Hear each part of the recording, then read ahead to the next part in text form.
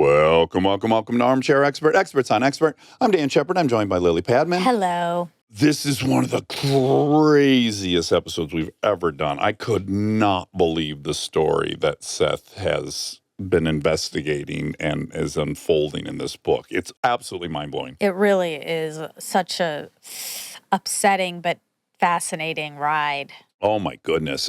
Seth Harp is an investigative reporter, a foreign correspondent, and Iraq War veteran. He was also a lawyer. He was also an assistant attorney general in Texas. Now he writes for Rolling Stone. I mean, this talk about a polymath who's done darn near everything. His book is called The Fort Bragg Cartel, Drug Trafficking and Murder in the Special Forces.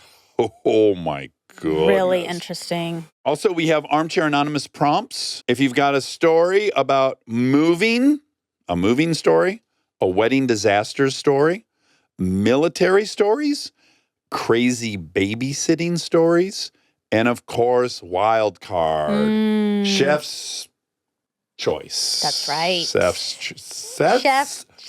choice. Oh, look at that. Please enjoy Seth Harp. He's an armchair expert. He's an armchair expert. He's an armchair expert. Dax, you look so different from when you were in Idiocracy such a long time ago. You kind of look like you've been in Delta Force, to be honest. Yes, I'm always trying to exude that, to imbue in people. Thank you so much. I'm not kidding. You got a little bit of that vibe. Yeah. Wow, I the hang out with compliments. several. Do you? I do. Yeah, some of them find their way to Hollywood. One of my really, really close friends who was Brad Pitt's trainer forever, this guy Duffy, he was a Navy SEAL, and he's just an incredible guy. But I have to say, and it was really tricky for me to read this book because I got to say, I went to Afghanistan twice for USO tours. Okay. Both times we met everybody, and both times I got to go specifically to like the Special Forces firing range and interact with those guys. And what I found was, look, it's a very diverse military, so I don't want to characterize. But there's like some blowhard guys trying to act super macho. There's a lot of machismo. Then there's a bunch of sweet guys that are there. They're men and women. But almost without exception, every Special Forces person we met was like very calm, very intelligent, no machismo, none of the like kind of toxic. It was just like, these guys are fucking like scientists in a way. I found them to just be so impressive and so nice and smart and just kind of counter to what I thought. I left there going like, oh, that's right. When you're a real badass, like when you really have the credentials, you don't need to flex. Right, yeah. But of course, I'm reading your book and I'm like, oh no, there's a big batch that are definitely caught up in that cycle as well, I would say. Yeah, I think so. Certainly there's a mix. That's something I do write in the book. It's interesting. My main character, Billy Levine. Yeah, what a character. Was very much not a macho guy. Yeah. He was very much a soft-spoken, just like what you're talking about. Super professional, super nice. Yeah. And yet there were things going on, as we'll talk about with him, that didn't always show on the surface. Yeah. I will just give you one funny anecdote. I went to a motorcycle race in Northern California, and Duffy brought one of his Navy SEAL buddies. And now this guy did not look the part, right? Like I wouldn't have picked him out as an operator. He's like kind of long, skinnier, and a little crazy look in his eyes. But these two started jumping in the pool, right? And then one of them was like jumped in the pool, but 5 feet before the cement ended. And then the next one was like, oh, it's nothing. 7 feet, 10 feet. And I'm watching these two, and they're just jumping over more and more concrete before they hit the water. And I'm like, oh, yeah, they're kind of nuts. They need a little something to wake them up. That's right. They a lot of them are adrenaline junkies and need stimulation, need challenge. And they're very competitive with one another, especially when it comes to like physical stuff. Yeah. So let's go through your history a little bit because it's a very circuitous route. Did you tell him about Delta? My daughter's named Delta. Really? After Delta Force. You No need way. to tell the real story. Okay, that's not entirely accurate, but it's very close. Our first daughter's named Lincoln, and my friends are mostly stunt guys, and we ride motorcycles, and there's some Navy SEALs in the mix, and it's that kind of thing. So they were teasing, one of them was teasing me about basically having named our daughter Lincoln. And so when Kristen got pregnant with the second kid, he wrote, "What are you going to name this one? Navy SEAL, Delta Force, blah, blah, blah." And I was reading it to Kristen, and I think we both were like, Delta's a fucking rad name for a girl. Sure, yeah. And how old is she now? She is 10. Okay. And she's really cool, so she's living up to the name. She is living up I guess so. But Seth, you have a very circuitous route to journalists. So let's kind of start at the beginning, because you've been a lot of things. Where'd you grow up? Austin, Texas. And you left?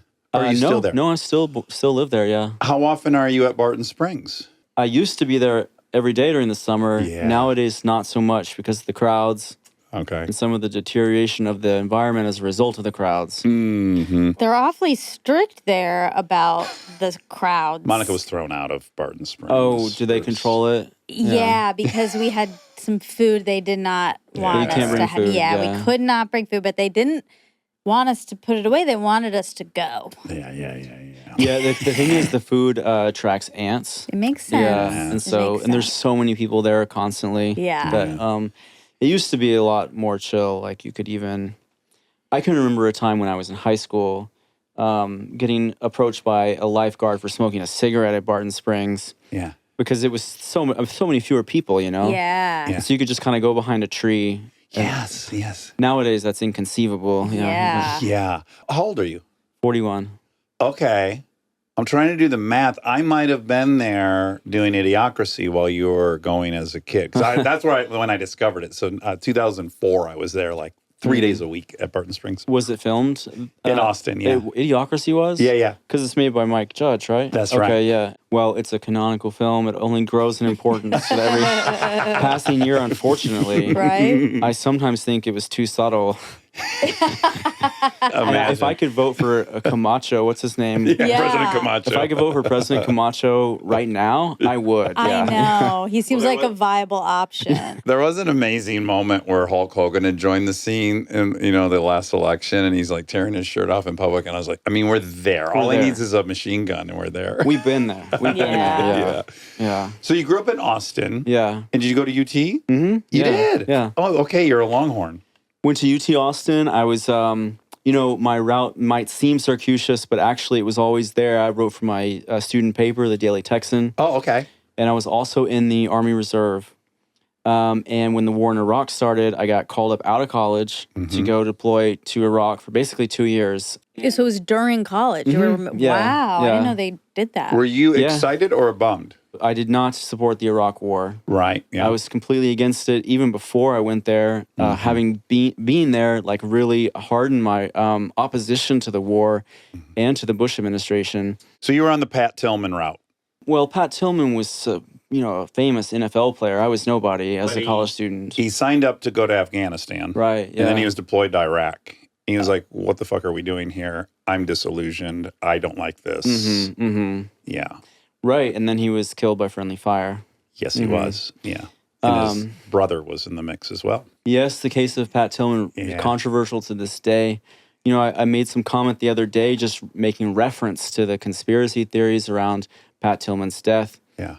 And people I saw were online were responding and saying that I was trafficking myself in those conspiracy theories, which isn't true. Oh, wow. I don't know exactly the circumstances around his death, but because he was poised to become this incredibly prominent anti-war voice in the United States, he was corresponding with Noam Chomsky, telling him, discussing his anti-war views as they were evolving. Yeah. So he would have been the Pentagon's worst nightmare, but he was shot in the back, basically, by one of his buddies. Most likely, it seems, by accident. Yep. Which does happen. It happens frequently. Yeah. Very frequently. Yeah. Have you seen the footage of his brother at the funeral? Because No. they always wanted Tillman to be the Mickey Mouse of the military. It was this great opportunity. And then when he died, initially they acted like it was enemy fire. Then it was coming out that it was friendly fire. And then at his funeral, all these people showed up from Washington and the Pentagon, and they wanted to seize that opportunity. And it was televised. And his brother got on stage a little drunk And he said, Pat would have fucking hated this. None of you should be here. He let it rip in front of everybody. And I was like, whoa, that family is so strong. And Wow. Good for him. Yeah, good for him. Incidentally, it's because the military lied about the circumstances of his death and said initially that it was enemy fire that afterwards there became conspiracy theories when it emerged that in fact he was shot in the back by his buddy. Yeah. They're like, if they lied about that, then what else will they lie about? So when you were in Iraq and you were not feeling terribly supportive of the mission, were you keeping that under your hat, or were you being vocal, and did that alienate you among your fellow troops? How did that play out? It didn't alienate me. I was vocal enough. You know, you're stuck together for months and more than a year, so you talk about everything. Yeah. There were plenty of people who felt just like me. It was during around the time of the 2004 presidential election. So just like any other group of Americans, we were debating the election, and there were people that agreed with me and people that supported Bush, 50-50 maybe. Yeah. So I was not alienated as a result of that. I was even writing articles for the Daily Texan when I could find the time, and then considered going the route of journalism right then, but was concerned that I wouldn't be able to support myself financially. So took the coward's way out and went to law school. Where'd you go to law school? NYU. Oh, okay. Nice. Yeah. Was that a fun cultural shift? Intellectually, I was very interested in law. I was a hardworking student. I did like, the subject. Yeah. I enjoyed studying it, and to some extent also enjoyed practicing law, which I did for 5 years. And how did you decide to pull the plug? Because now if you were afraid you weren't going to support yourself initially, now you're making a living, and you probably got a house or whatever you did. Yeah, exactly. Paid off my student loans and bought a house, and then when I felt stable, I went to grad school for journalism. Oh my gosh, you're all over the map in these schools. Yeah. Well, I really wanted to be a writer my whole life, and not coming from an immensely affluent background, I knew I would have to find a way to support myself, basically. So that's why it was a bit circuitous. Wow. Okay, so ultimately, this book stems from an article you wrote in Rolling Stone. Yeah, that's where this journey starts for you on this book. Yeah. I'm trying to think of the best way to roll out the very dense bit of research you did here. But I think maybe first and foremost, could we just start with what is Fort Bragg and where does it rank in terms of other bases and what's its history a little bit? Fort Bragg is a very important military base. It's the Army's largest base, and it's also the center of the Special Operations Complex. It's the headquarters of the Army Special Forces, and it's also the headquarters of the Joint Special Operations Command. Which we'll call JSOC going forward, right? That'll be, yes. Yeah. JSOC is not super well known, but it's a vital institution of the U.S. government, and it's headquartered at Fort Bragg. And how many people are there at any given time? 50,000 soldiers. Okay, and it's in North Carolina. Yeah. It's closest to Fayetteville, or it's in... Fayetteville is the military town that's right around Fort Bragg, surrounded on 3 sides. And it's a town of about 250,000 people. I think it could be helpful if we kind of went through, perhaps in an ascending order, these layers of specialty. So we all know Navy SEALs are like the baddest of the bad in the branch of the Navy. Yeah. So what does the Army have to offer, and what are the rungs of specialty? Well, the Army's equivalent to the Navy SEALs would be the Green Berets. That's Army Special Forces. So infantry soldiers or soldiers with other combat arms professions can try out for the Green Berets. They have to be in training for about 2 years, and it's fairly competitive. It's obviously elite, more elite than the rest of the Army. But how does it compare to Navy SEALs? They're different. The Navy SEALs have more of a focus on maritime operations, right? Obviously, being part of the Navy, amphibious landings and jumping out of boats and. Yes, I think the main difference is that the Army Special Forces, the Green Berets, have much more emphasis on language acquisition, learning foreign languages, and liaisons with foreign troops. The mission of the Green Berets is to go to foreign countries where the U.S. is at war, might be at war, and establish relationships with forces that can support U.S. objectives, train them, arm them, and then direct them in battle. Okay. So this is kind of more of an, sorry if any of this is offensive, intellectual pursuit, and Navy SEALs feel more like a physical. Is that right or no? Not really. There's definitely an element of that perception. The special forces will say that they'll call themselves armed anthropologists sometimes. That's probably a little bit of self mythologizing. Sure. They can be just as much sort of door kicking, knuckle dragging meatheads as the SEALs, but certainly the SEALs have more of that reputation. Okay, got it. Than the Green Berets. As far as how many people enter versus how many make it to Navy SEAL versus how many people enter and make it to Green Beret, like is one harder than the other? That I'm not sure about. We'll let them argue that out, I guess. They can argue that out, yeah. What I can tell you is that the hardest thing of all is to make it from the Green Berets or from the Navy SEALs to JSOC. Uh-huh. That selection rate is also unknown, but I think probably less than 10%. What do they do? They did. What do they do? They're a collection, right, of these many different special force units under one umbrella. So you have CIA, you have Navy SEALs, you have Green Berets, yes, in JSOC? Well, the CIA is separate agency, but they work closely with JSOC all the time. Okay. But the way it works is that, say you're on a Green Beret team and you want to go farther. Maybe you're the best guy in your A team. At that point, you would try out for what's called a special mission unit. The Army Special Mission Unit is Delta Force. Okay, so that's like the elite group within the Green Berets. Right, yeah. Is Delta Force. Yes. Okay. Significantly more elite because the Green Berets are, I'm not exactly sure how many Army Special Forces soldiers there are, but there are thousands, possibly more than 10,000. Okay. Whereas, the number of Delta Force operators is like 300 or 400. Oh, wow. Yeah. And then like SEAL teams were in the hundreds as well? So JSOC is a collection of special mission units. The Army one, the main Army one is Delta Force. The Navy also has a special mission unit called SEAL Team 6. And so the very best SEALs get selected for SEAL Team 6 and then become part of JSOC. Is the Air Force offering anything? The Air Force does have they call it a SMU, a Special Mission Unit. It's kind of a weird acronym. Yeah, it's not very intimidating. Watch out, there's SMUs. Oh, I want to hug one. Yeah, that does sound cute. Yeah. So those three together make up JSOC. There's more than three. The Air Force one is called the 24th Special Tactics Squadron. They do very specialized things involving surveillance, pararescue, target acquisition, long-range reconnaissance. There's another Army Special Mission Unit called the Intelligence Support Activity, sometimes just called the Activity. Goes by other names as well. Also dedicated to surveillance, reconnaissance, long-range reconnaissance. I hate to say it, I think it's so cool. It's very just interesting. Like getting better and better and better, and just the notion of like to be the best of the SEALs is so to be the best to me. at anything. It's I'm drawn to it, of course. And then there may be other SMUs that we don't know about, but those are the four that are known. Okay. Mm-hmm. Okay, now this was a revelation to me reading this. Within Delta Force, they are conducting missions that would mirror what we think of some CIA missions, where they have a lot of money. They're sending people plain clothes undercover on commercial airlines and posing as businessmen, ambassadors, whatever you want to, landing in places and doing very covert operations, assassinations, capturing people.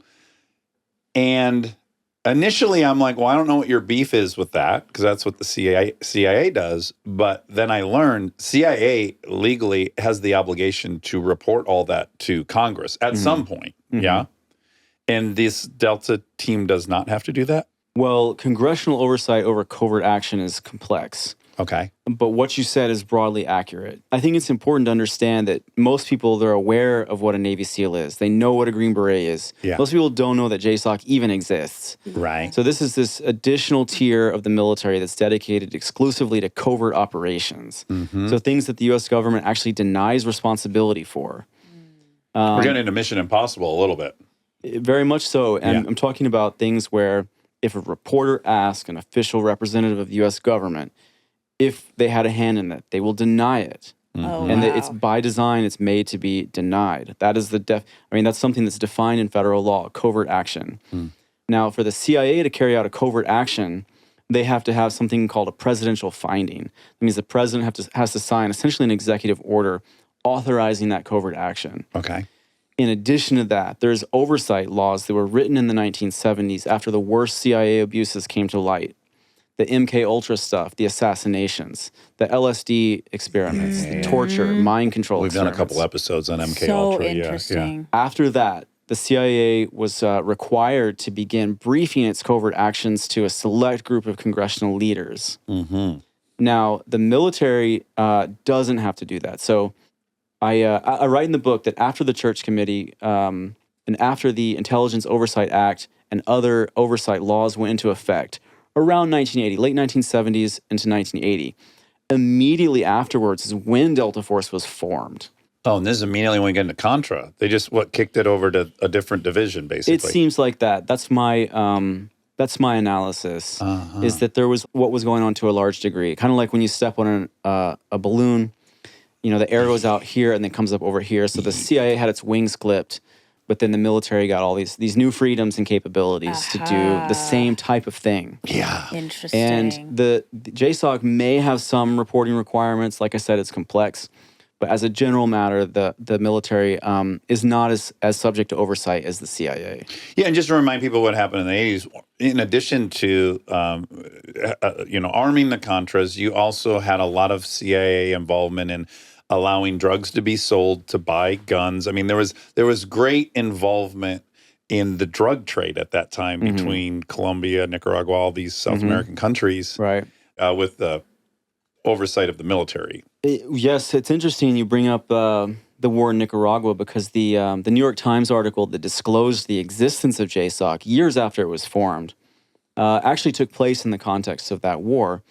And one of the things that they disclosed was that there were plainclothes, secret military operatives who were working with the Contras in Nicaragua. And several lawmakers who spoke to the Times for that article expressed their concern that this was becoming a uniformed CIA. They don't actually wear uniforms, but the idea was that it's a military version of the CIA. Yeah. So this critique or this analysis is nothing new that I'm making. It's just been forgotten for years and years. I think before we find out all the abuses, I wonder theoretically how the three of us feel. Because I have some appetite for this, right? Like I have some belief that there are ugly things that need to get done that people don't really want to know about. I think that's the reality of the planet we live on. And I think there have been certain covert operations or clandestine operations that were probably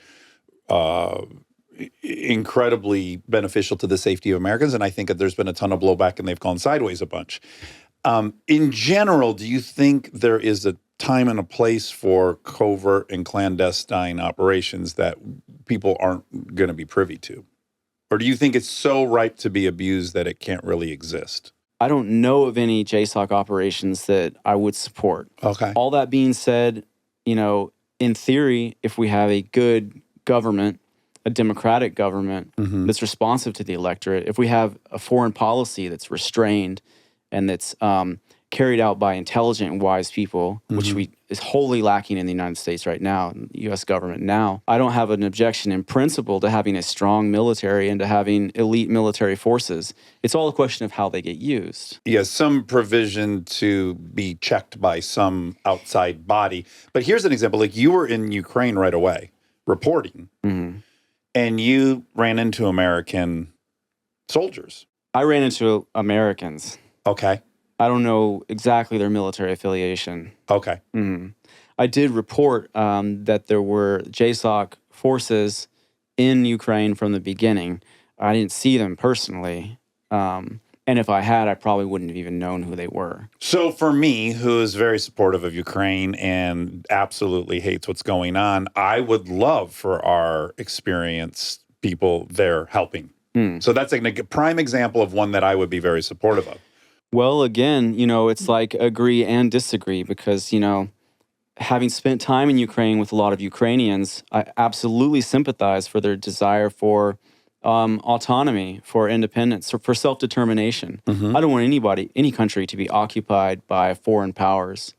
But at the same time, the more you learn about the history of Ukraine and the United States and the history of U.S. intervention in that country, you realize that the present-day conflict, including the invasion that the Russians carried out, was originally precipitated by aggressive U.S. action, most particularly the coup in 2014 that overthrew Ukraine's democratically elected government that was openly backed by the United States. Mm-hmm. Without that, there wouldn't be the war we see today. I'm with you. I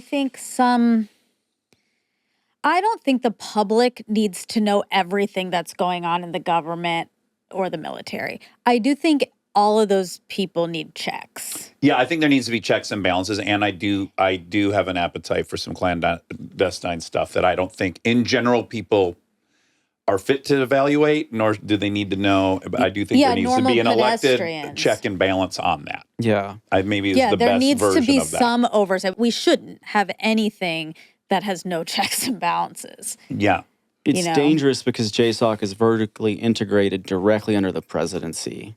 And the absence of any checks and balances, as you say, on that, I think makes it ripe for abuse. Yeah. Definitely. Okay, so Fort Bragg, where they're training a lot of the Delta Force and the special ops, it starts with a murder. Is that what brings your attention? Right, yeah. I was just reading the newspaper and saw that 2 soldiers had been murdered on Fort Bragg. 2 veteran special operations soldiers, their bodies were found in a remote training range of Fort Bragg in December 2020. And one of the soldiers, I learned shortly after that, was a member of Delta Force. Mm-hmm. Now, the entire time, and the only thing the police were saying was that they believed it was a drug deal gone wrong. Mm-hmm. Double homicide from a drug deal gone wrong. Okay. Yeah, and it's a straight execution. That's obvious from what happened. One of the guys, Billy Levine, had been shot multiple times, wrapped in a blanket, and placed in the back of his own truck, which was driven out to this remote lake on Fort Bragg and abandoned. There was a second soldier who was left there who looked like he was killed at that site with the execution style with a shot to the head. Yeah. So this is some gangland stuff that's going on, obviously. And then I find out that one of the guys is a member of Delta Force.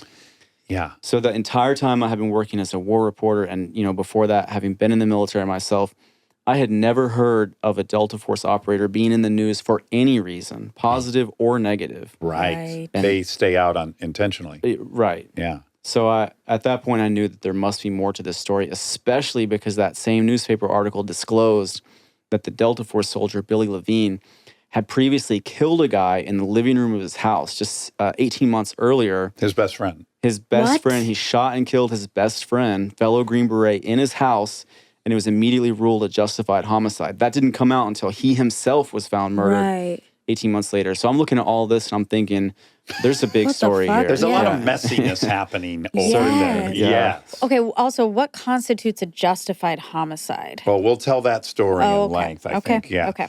But in order, so you read that, you get curious, and then at what point do you learn of the insane amount of casualties that's happened at Fort Bragg between 2020 and 2021? That wasn't for a little while. Okay. So take me in order, I guess. It was just one thing after another. Yeah. No sooner did I learn about this case of Billy Levine and Timothy Dumas that I found out that another soldier at Fort Bragg named Enrique Roman Martinez had gone missing on a camping trip with several of his friends from his same unit. He was a soldier in the 82nd Airborne Division, which is conventional military, also based at Fort Bragg. It's kind of the farm team for the Special Forces. This is a good way to think about the 82nd Airborne. They're not special forces, but they are the most elite conventional division. Okay. They're America's contingency force. It's the 82nd that always deploys whenever something happens and they need to deploy at a moment's notice. They're the ones that are first to get down. Mm-hmm. Yeah. Famous division, the 82nd Airborne. Yeah. So that's a little parenthetically to explain who this kid was. I say kid, he was 21 years old. Yeah. For a while, that's all that anybody knew, is that this kid had gone missing on a camping trip. But then his severed head washed ashore on a nearby island off the coast of North Carolina where they had been camping. And a medical examiner determined that he had been beheaded with an axe or a hatchet, but it was something that a person had done to him. It wasn't a boating accident, it wasn't a shark attack. And as soon as I started investigating that case, I realized it also had something to do with drugs because Enrique, by all accounts, a really nice kid. He was different from the other guys that are in my book. He was a drug dealer on Fort Bragg. Mm-hmm. He didn't want to be in the military anymore. He injured his legs. He wanted out. Anyway, he made money on the side by selling drugs on the base, especially LSD, psilocybin mushrooms, those kind of things. Yeah. So that's another case that came out literally within days of the other two murders. And then no sooner did I get to Fayetteville to report on this, that there was another soldier in the Special Forces, a medic in the Special Forces named Keith Lewis, Sergeant Keith Lewis, who shot and killed his wife and then killed himself in a neighborhood of Fayetteville. And he too was dealing drugs on Fort Bragg. He was dealing steroids on Fort Bragg. So all of this happened within the space of a few weeks. Stay tuned for more Armchair Expert, if you dare.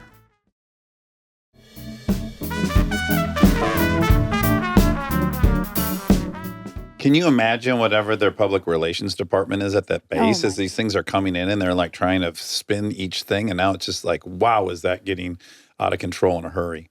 Right. And just before this was all happening, Fort Hood was in the news for months because of so many murders and deaths that were taking place at Fort Hood. There were multiple congressional investigations of Fort Hood, and it concluded with the entire chain of command at Fort Hood being relieved. Wow. But actually, the reaction to stuff going on at Fort Bragg was quite different. To my knowledge, I was the only reporter who was working on this. I didn't get the sense that the Public Affairs Office had their hands full at all because no one was really asking about it. Really? Why they got such a pass is a question that always, eluded me. I could never figure that out. But you learned pretty soon, though, right, with that 109 people from that base had died or some number like that? Yeah, in 2 years. So these murders that I'm talking about, there were other deaths. I'm looking in the news archives and I'm counting. I'm thinking, wow, there's been a lot of soldiers who died at Fort Bragg. I asked the press office how many, and they told me 38, which was exactly the same amount that had died at Fort Hood that year. So I thought, well, okay, this is a big problem because that was treated as a catastrophic meltdown of good order and discipline at Fort Hood. Yeah. Just almost as, because you trust but verify, take everyone's word for it, but also get proof. I submitted a request for the casualty reports that year through FOIA and was very surprised when they came back and I saw that actually 54 soldiers had died at the base.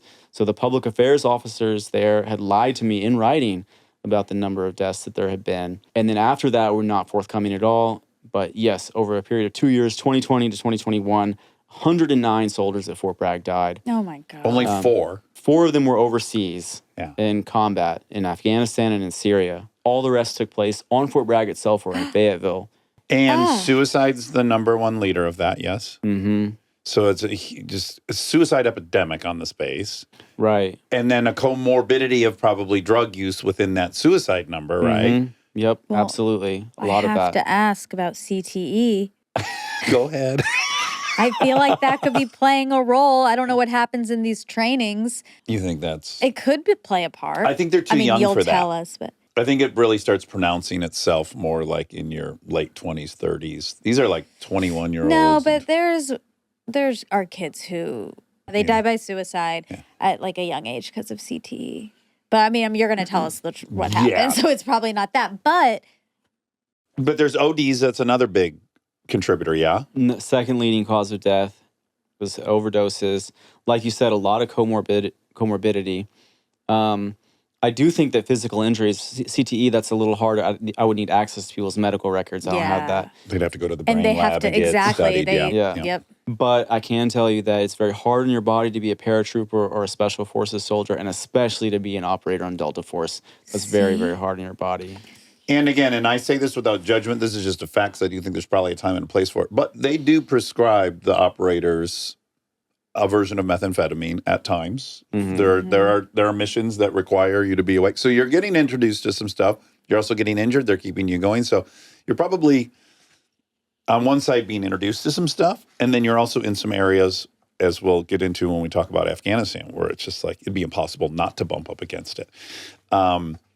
So you learned this number 109, and now what are you thinking at that point? Like, how on earth did Fort Hood get shut down, and now this place, there's really no one's talking about it, and it's 3x the number? It was baffling to me, but I can't control what the rest of the media does, so I just stayed in my lane and kept reporting the story, and worked on it for basically the next 3 years. And so of the two guys, Levine and the other guy who was a staff sergeant, he was a supply guy who was executed at the bodies that were found. Mm-hmm. Now, he was involved with supplies, right? Mm-hmm. He wasn't a Delta or a Green Beret. No, he was a member of the 95th Civil Affairs Brigade. And that is an organization, a civil affairs organization that often does missions in conjunction with JSOC.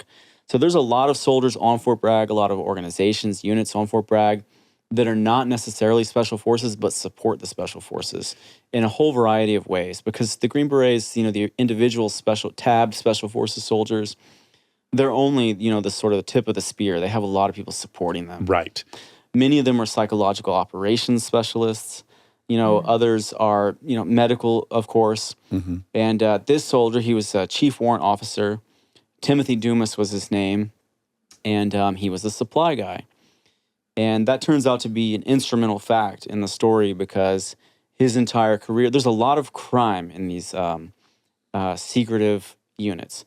And one of the big types of crime that you see frequently is theft from military supply lines because there's an enormous amount of money and material, weapons, ammunition, things like gasoline, and just straight up cash. Yeah, talk about the cash because I doubt people would know how much cash is entrusted to these people when they get in these countries to train these soldiers. They have to buy equipment. They have to pay people off. Like They do got to throw a lot of money around. That's the main thing that they do. Just like the CIA, the main thing that they do is throw money around. And there's hundreds of millions of dollars that get thrown around. I don't think people understand the scale of it. There's billions of dollars. A lot of it, we know, was stolen directly by the soldiers who are entrusted with these stacks of cash. Mm-hmm. I interview military wives in Fayetteville who talk about how this is kind of a thing. Your husband comes back from a deployment and, he's got several $1,000s taped to his body when he gets off the plane. Yeah. Just skimmed off the top of the op fund is what they call it, the operations fund. Wow. By the way, I would do it.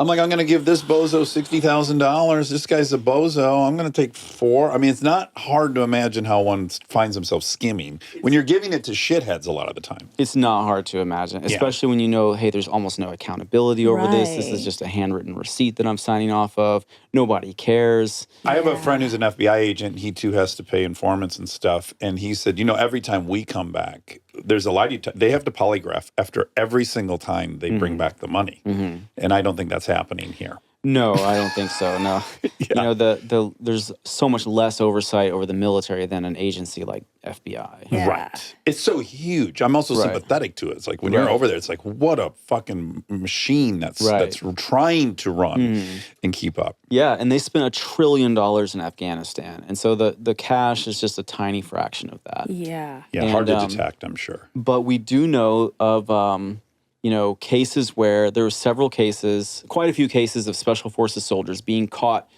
arrested, prosecuted, and convicted for stealing 6-figure sums of cash.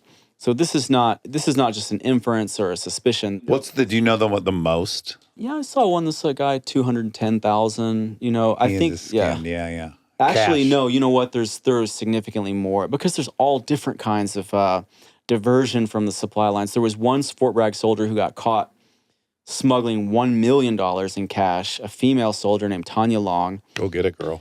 $1 million. $1 million that she was smuggling back in in like VCRs or some kind of electronic equipment. Really? But she had taken that money, she and her likely with co-conspirators, had taken that money not from the op fund, but through a kickback scheme. A whole different type of corruption that also exists. The war in Afghanistan was an incredibly corrupt enterprise. The Afghan client state was staggeringly corrupt, and it's no surprise that some of that blew back and rubbed off on our own people who were the ones pumping all the money into there. And one small part of it, but which ends up being important for the culture of the Green Berets, is the theft of cash. I was going to point to a study done that showed, or not a study so much as a count, of all the cases that had been adjudicated, and they total $52 million in thefts that U.S. soldiers were convicted of stealing. Oh my God. But that's just a drop in the Sure, drop in the conviction rate, I'm sure, versus incident rate is probably single-digit percentage. A final fact I can tell you about this is that the largest transfer of cash in the history of the Federal Reserve was, I think, 343 tons of cash. That's how much it weighed. Yeah. $100 bills. They were put on planes and flown into Iraq, and all of it went missing. Billions of dollars. No. Whole pallets of shrink-wrap cash went missing. Went missing? Say What's the number that again mean? of tons. Here's what I know is accurate. It was the largest transfer of cash in the history of the Federal Reserve. And you wonder where it all went, all these shadowy fortunes that were made out of the war. Oh. And a lot of people that make a bunch of money and decamp for Dubai and never come back, well, they came up through the Special Forces or JSOC or the CIA. Wow. Okay, back to Dumas. Dumas Yeah. had a conviction, rap. No. So he was in the role, like we were saying, he's the guy who controls these supply lines. Yeah, And he good did guy to know. very much. He did 4 tours in Kandahar, the Kandahar airfield in Afghanistan. Dumas, during his entire career, because I've seen his separation packet, he was constantly losing stuff, losing track of sensitive items, losing paperwork, losing documentation. And I know from interviews of people close to him that he was stealing stuff his whole career, chiefly weapons. He was pilfering weapons from the military and selling them on the black market, something that happens a lot around Fort Bragg, including plastic explosives and military weapons, machine guns, that kind of thing, ammunition as well. So he was kicked out of the military in 2016, not for any of that, but just for drug use, because he was also doing a lot of cocaine. And that was his backstory, the soldier that was found dead next to Billy Levine. So let's now introduce Los Zetas, because I think we got to figure out where all this cocaine's coming from. Los Zetas are really, they're a Mexican cartel, Mexican drug cartel. Now they are, right. They started off as an elite unit of the Mexican military, the Grupo Aeromóvil de Fuerzas Especiales, or you GAFE. nailed that. Wow. For short. Really Yeah, good. yeah, yeah. Really good job. Yeah. They, we were talking before about how the Green Berets trains foreign armies. So Mexico is an allied country with close security cooperation with the United States. Like many other countries, the Green Berets went there and trained up a unit in their own mold, essentially. They made a Delta Force to fight the cartel. And they also were trained in the United States at Fort Bragg. At Fort Bragg. Also trained at Fort Benning. And around the year 2000, the GAFE went rogue and defected wholesale from the Mexican state. This is one of the most catastrophic events in all of Mexican history, because these were guys who realized, we're the baddest gunslingers in all of Mexico. Best armed, best trained. Best armed, best trained. Maybe we should just be calling the shots in this whole drug game, which is exactly what they went on to do. Oh, no. So they're like the craziest, lethalest cartel imaginable. So we made them, and then they... Right. That's exactly right. Blowback. Exactly Good right. God. And this precipitated the homicide crisis that has been going on in Mexico for the last almost 20 years now. Yeah. And all of the horrible cartel wars of the present day. Los Zetas have since been supplanted. They're no longer the dominant organized crime force. Other paramilitary cartels in the same mold have arisen. But the Los Zetas still exist, particularly in Nuevo Laredo, which is just on the other side of Laredo, Texas. I guess it's kind of ironic or fitting, or in some way illustrative, that my guys, the Special Forces soldiers who are trafficking drugs at Fort Bragg that I write about in the book, their supplier was these remnants of Los Zetas that are still in northern Mexico. And it's safe to assume these were connections they made throughout the training? No, that's not what happened. All of the original Special Forces, all the original Mexican Special Forces soldiers who created Los Zetas, they're all dead. They're all dead. Yeah, okay. These guys didn't live for very long. High turnover, to say the least. Yeah. Yeah. But so their contact, I actually identify him by a pseudonym in the book because he's a real person. Okay.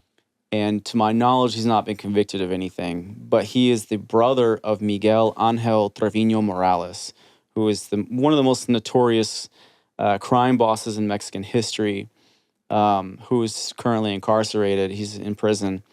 His brother, though, was selling hundreds of kilos of cocaine to a corrupt state trooper in North Carolina named Freddie Wayne Huff. Who was also a DEA agent, task force agent. Yeah. We just had these DEA guys on who were talking about this, that they do go rogue often. Often? Yeah. I guess they didn't say often, but they were like, it happens. And then this is... Well, this is one of them. Yeah. Freddie Wayne Huff, although he never served in the military, I ended up dedicating several chapters to him because he turns out to be a key figure in this. And also his trajectory kind of parallels the military guys in a lot of ways. So he was a hard-charging state trooper, one of the best at what he did, pretty young. You know, he was great at asset forfeiture. I mean, he was a guy who was bringing in millions of dollars. He just had a preternatural ability to spot or to, to suspect who might be carrying cash for the cartel. Because, there's people going back all the time to Mexico with cash from drug sales. We should say I-95, Dixie Highway, the drugs are largely coming in through Florida and they're making their way all the way north. Yeah. And so they're going to go through North Carolina. Yeah. Okay. So Freddie Wayne Huff would pull over some completely inconspicuous person driving like a Mazda minivan and find $200,000 in cash. He just had a knack. Wow. He had a knack, and he brought in millions of dollars. He got seconded to the DEA, deputized by the DEA, was down there working on the El Paso border. But something happened to him that derailed his whole career, which is that he gave a DWI ticket to a businessman who was a donor to the North Carolina governor. All through the traffic stop, this businessman was telling Huff, I'm going to have your job, man. You better not give me this ticket. Wow. Being a straight arrow cop, he did it anyway. And it was almost immediately fired from the state patrol. So corruption Everyone's created creating the vendetta. That's how he turned? Which is exactly what happened. He had a vendetta. He was unemployed. He's embittered.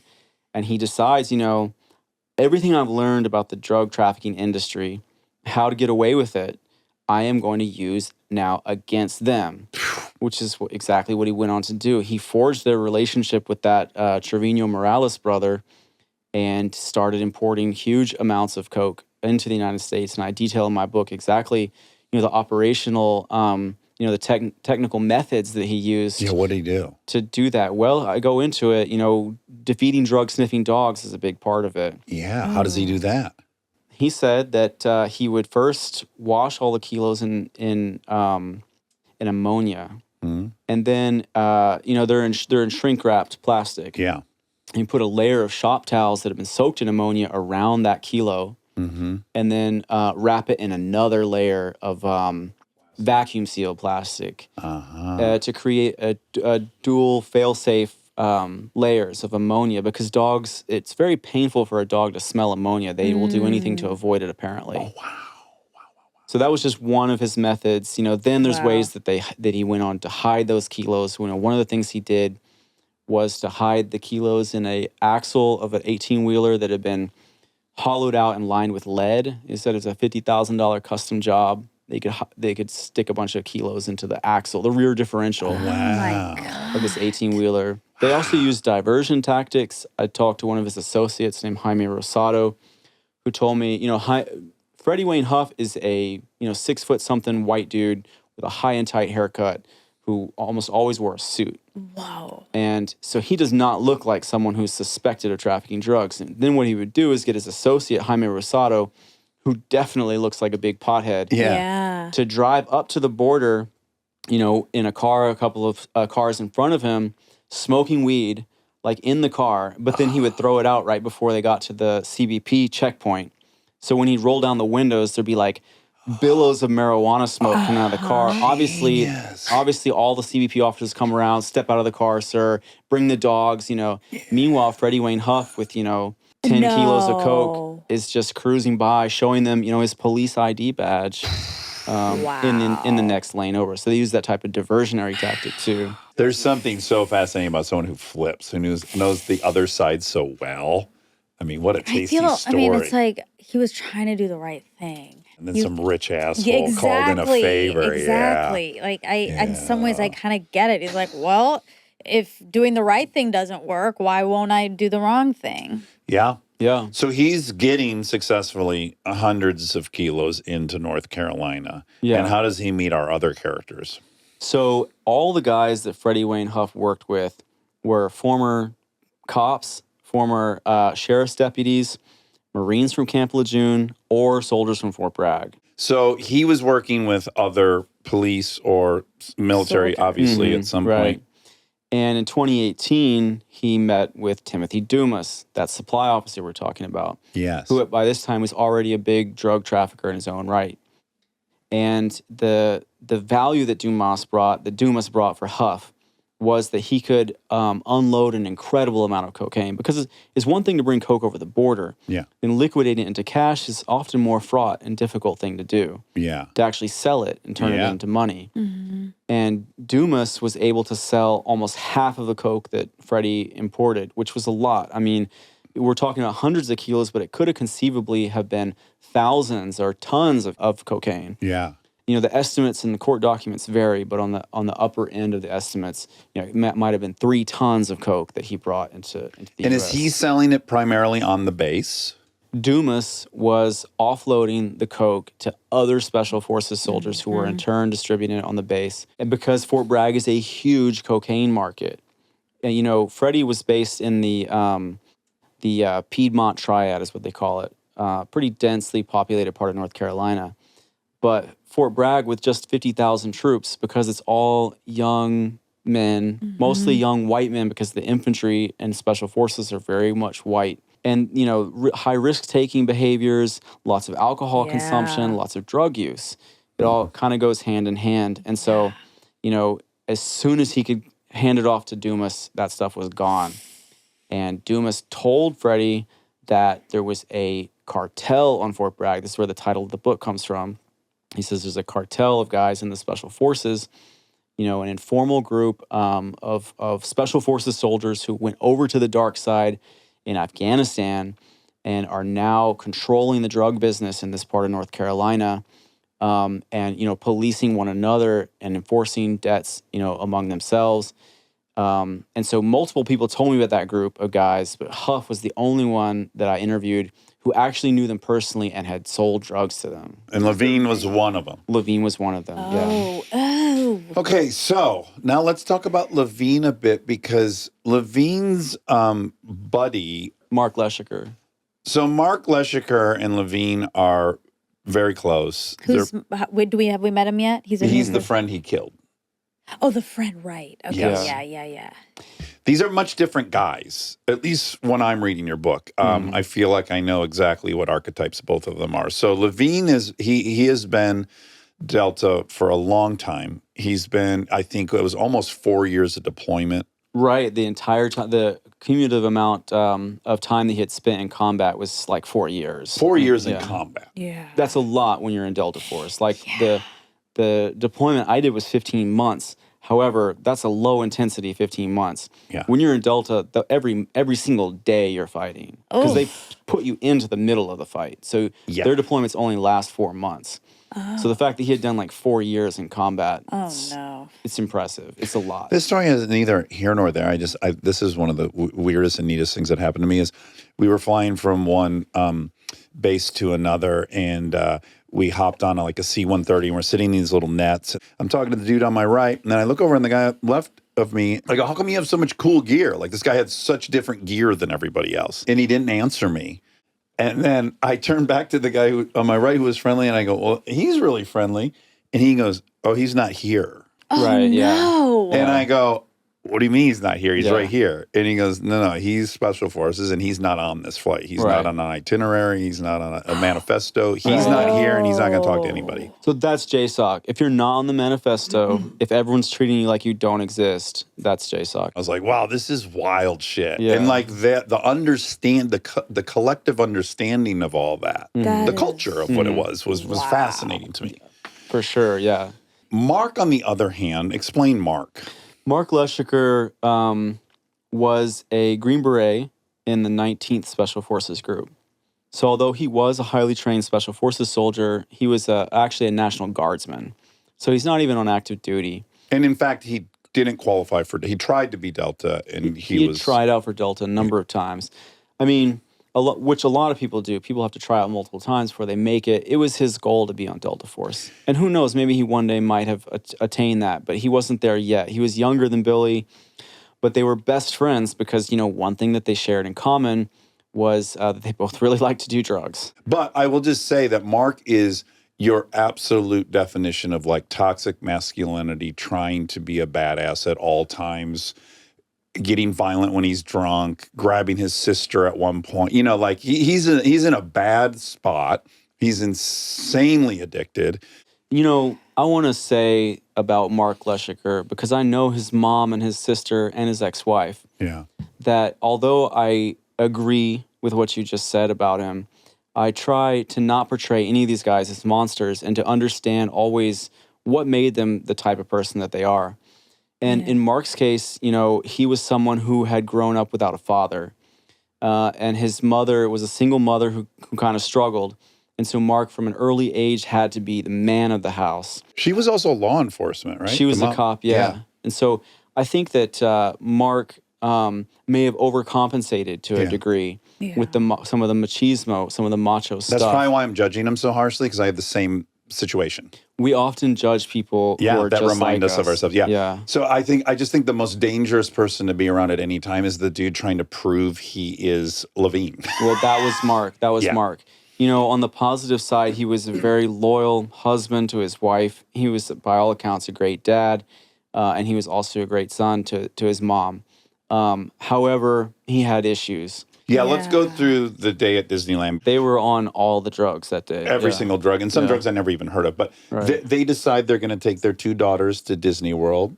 Sounds really nice. Sweet, yeah. And then Mark had tried to sober up. He had this incident with his sister, and it was a bottom of sorts, and he was desiring sobriety. And they get down to Disney World, and they are at the park, and they're both getting hammered, drunk.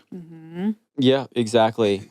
I mean, they just were at Disney World getting, drunk and high the whole time. And then on the way home is when they started to have problems. But they were on they're on MDMA. They are on tons of cocaine. They are on benzos. They're on opiates. They're on bath salts from a smoke shop. I don't know where the bath salts came from. One possibility is that the MDMA was cut with bath salts.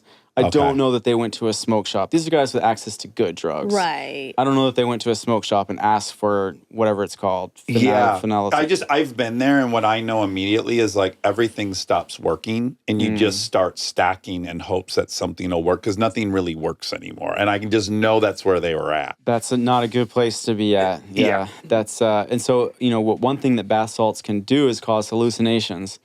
And that's what happened to Mark. He started hallucinating. He came to believe that their car was being followed. I got to add, Levine's smoking crack. Levine is smoking crack even while working. Yeah. Yeah, he is a hardcore functioning, hardcore addict. Active duty operator in Delta Force, smoking crack every day. Smoking crack every day. Yeah, and keeping it together. Yeah. I mean, the Constitution, you have to admire. I mean, yeah. Most people who smoke crack don't show up for work and train guys. But that's the type of toughness. I mean, that's exactly the sort of like Army physical fitness you see in units like Delta Force. Guys who can run 2 miles in 12 minutes, but still smoke a pack a day. Yeah, and be hammered the night before and Exactly. maybe be gacked out of their mind. Yeah. Exactly. Yeah, it's unreal. Yeah.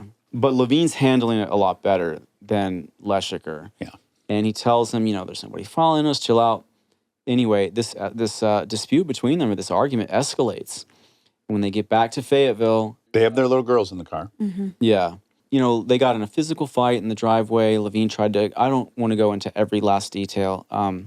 In the book, I do exhaustively, step by step. It's so well written. It's fucking nuts. It's reading as like the most incredible, captivating crime article you'd ever read, like as it's unfolding. But I think it's relevant to say, Levine's smaller than Mark.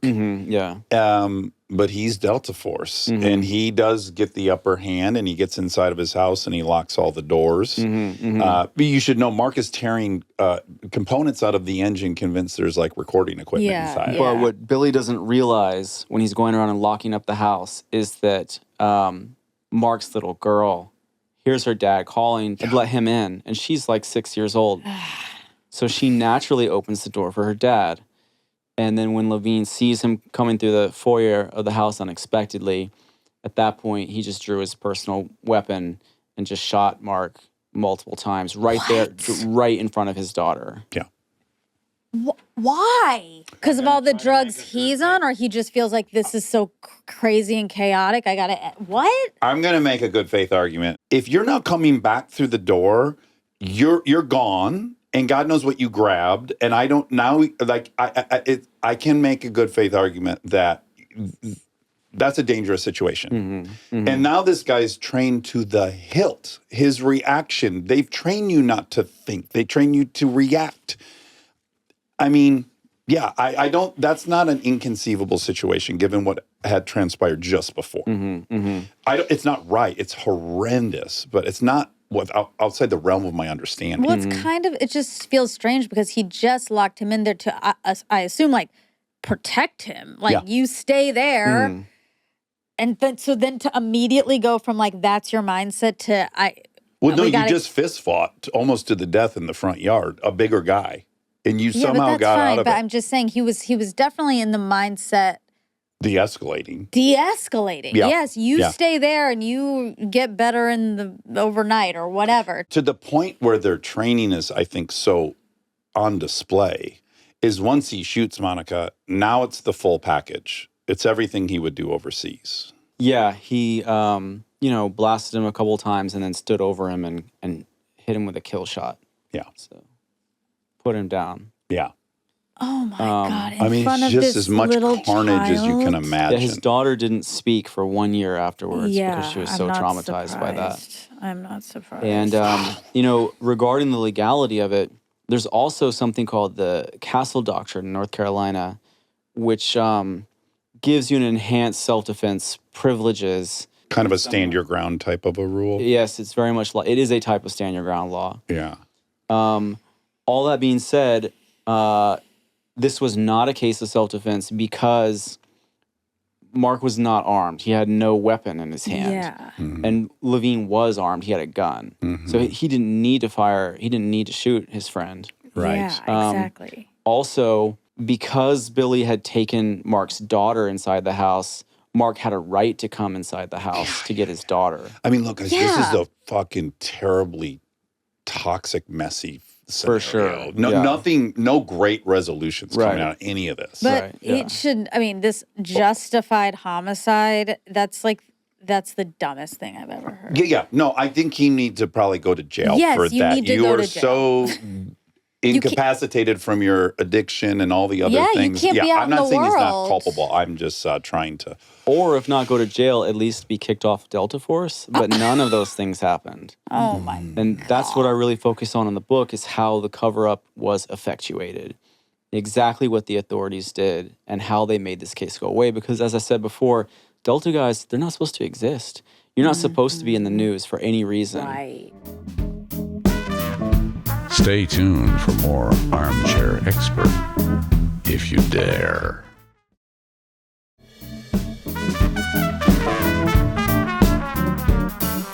Can I ask quickly, there's zero drug testing policy, clearly. There's no way these guys could have ever pissed clean given the amount they were using. There are drug tests. Every member of the military is subject to randomized drug testing. Okay. But, as I discuss at a certain point in the book, there's ways around that. And these guys are not too worried about it, put it that way. Clearly not. Yeah.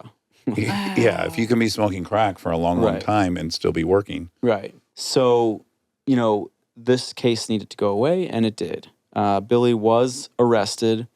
He called the police on himself, and they came out and put him in handcuffs and took him downtown, accused of first-degree murder.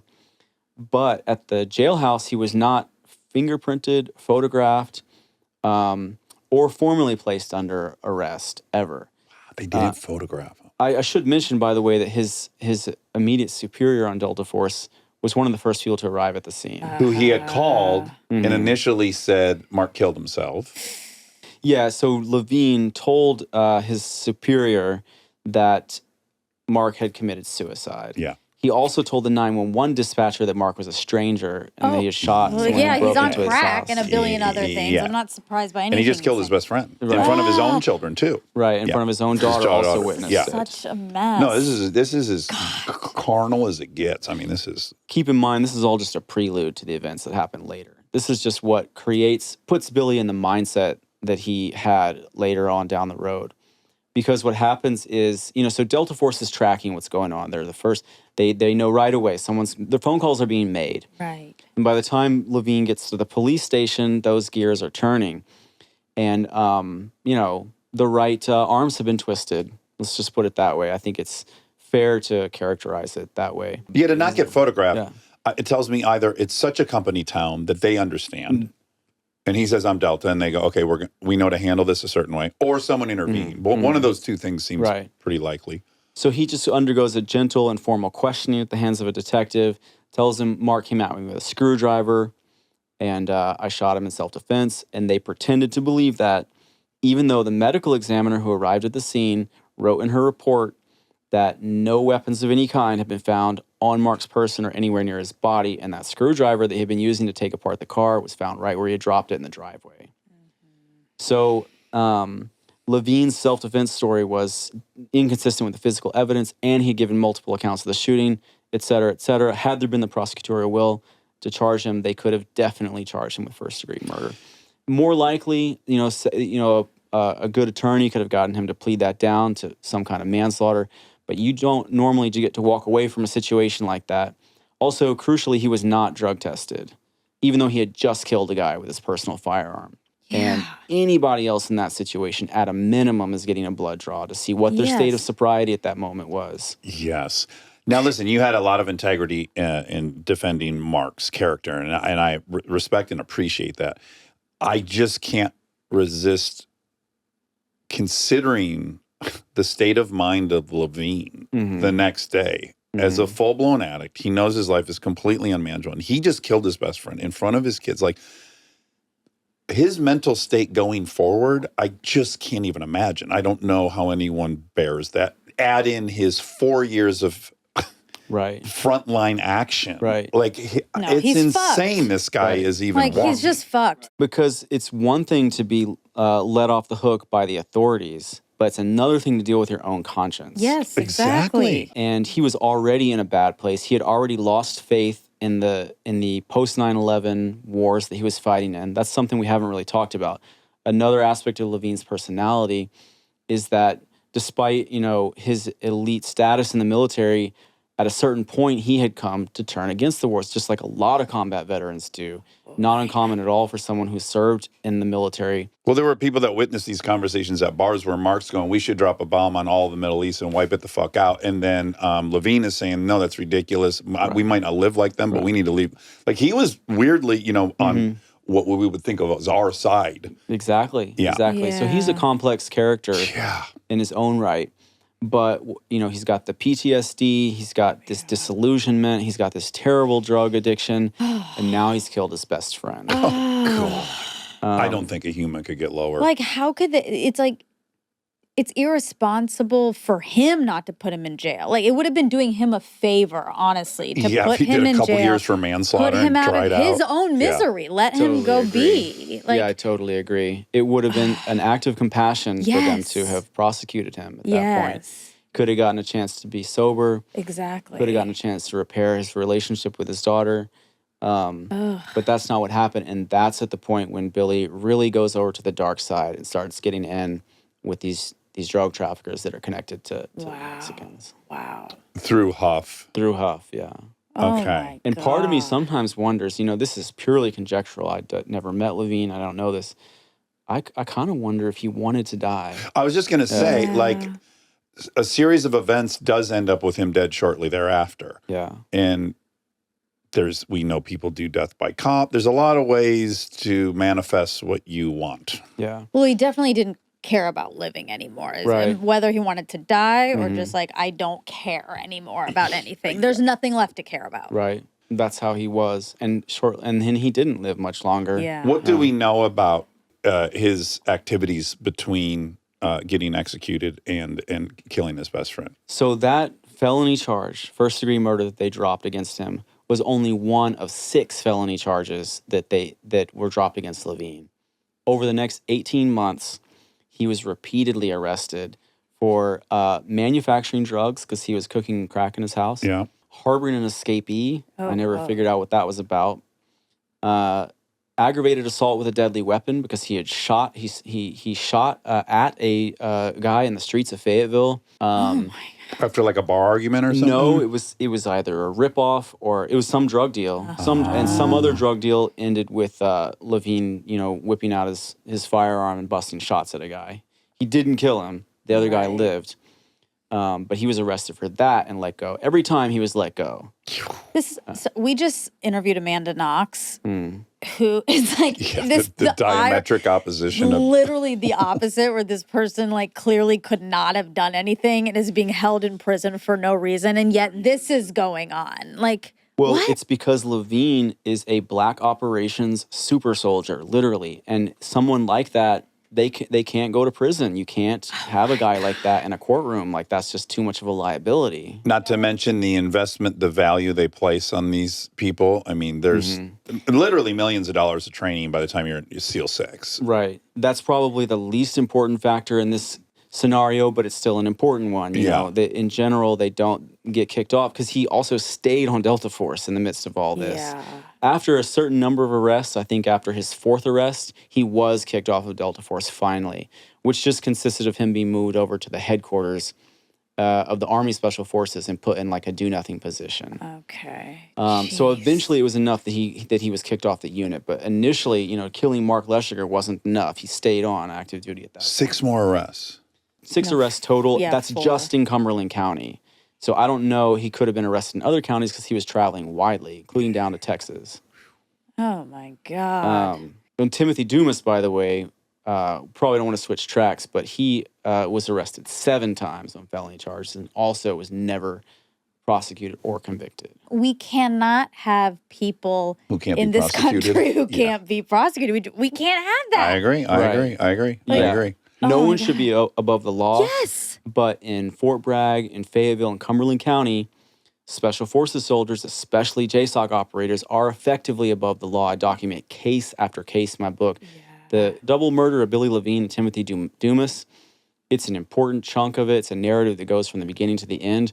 But as you guys know from reading it, there's lots of other cases that I talk about. Ultimately, there's a trial that'll take place in 2026. They hang those murders at Fort Bragg of Levine and Dumas on a 20-year-old black kid who seemingly has no connection to them, lived 2 counties over. Explain their suspect. So I don't want to spoil the ending of the book. And I'll talk about it. But as a way of prefacing my answer, I will say that, I don't want to give too much away about the ending of the book. Yeah. And I also don't want to prejudice this guy's trial because this is a death penalty case. This is a serious criminal justice situation. Current situation where it's still open. This guy is accused of killing Timothy Dumas and William Levine. I will say that for the reasons you just said and for other reasons, the sources that I've interviewed have a hard time understanding how the person who's accused could have been responsible.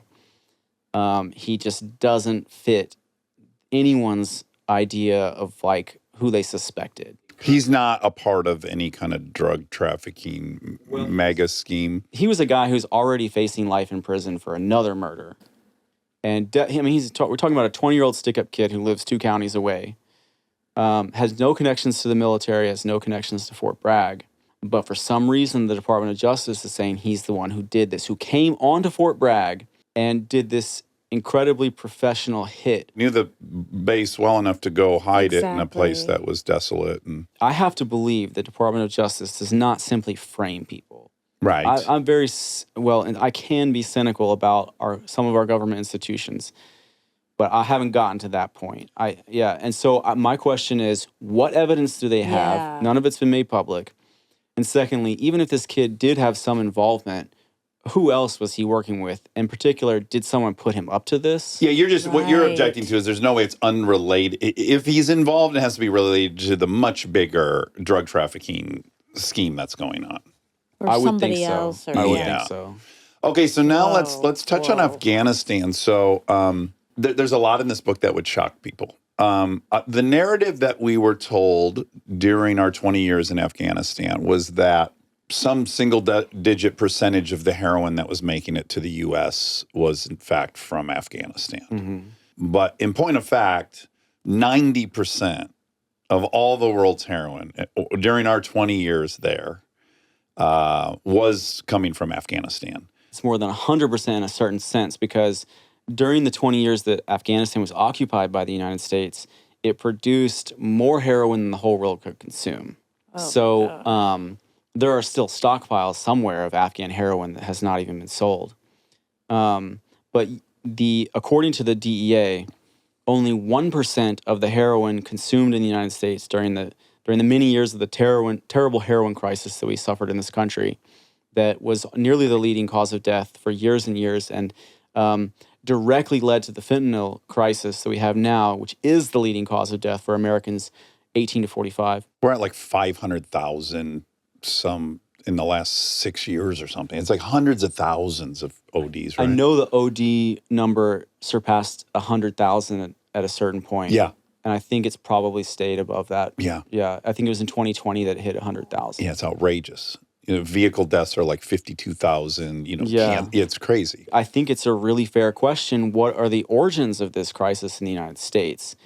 And the traditional answer is that it has its roots in the overprescription of opioid painkillers in the 1990s. I think both are true. It is true. Both it's are true. 100% true Yeah. that was what was going on. That created this large demand for opiates in the United States. It introduced a lot of folks to opiates. Right. But then something happened. They cracked down on overprescriptions. They put, certain coating on the on the pills. And at that point, so that might have been the end of it, except that move coincided with a massive influx of very potent and very cheap heroin to the United States, particularly the China White type heroin. Also increasing supplies of black tar from Mexico, but primarily China White heroin. So where did all of that heroin come from? And the answer is Afghanistan. And what we're told, to the extent that anyone talked about this during the 20 years that the U.S. occupied Afghanistan, we were told, well, it's the Taliban that's doing this. They're narco-terrorists. Or to some more sophisticated audiences, they would say, it's just kind of a dirty game over there. Everyone's in the business, the heroin industry. But the reality is that heroin production in Afghanistan directly results from U.S. intervention there, from the very beginning to the very end. What are the mechanics of that? I will try to keep it as simple as possible, as brief as possible, because we're talking about a 30-year history of one of the largest and most significant phenomena in the world, which was how Afghanistan became the biggest narco state in history. But briefly, the CIA armed and funded the Mujahideen in Afghanistan to fight the Russian occupiers who had invaded to prop up a communist government. But after those Mujahideen won in what we call Charlie Wilson's War, perceived as this great CIA success, those warlords are the ones who originally turned Afghanistan into a narco state. They're the ones who planted poppy everywhere and forced people to toil in these fields making heroin, because poppy grows very well in Afghanistan. It's like perfectly suited for poppy. This made them very unpopular with the Afghan people because nobody likes that. It was terrible. These people were also doing a lot of child sex trafficking. The Dancing Boys of Afghanistan. So one of the gnarliest docs I've ever seen. I'm going to write something about that next. Yeah. There's a great front line on it. Yes, there is. I've seen that. Yeah. Really disturbing stuff. I have to be careful so that I don't come off as like a Taliban sympathizer. I'm absolutely not. I mean, their morality and ethics of the Taliban are totally alien to my own sensibilities.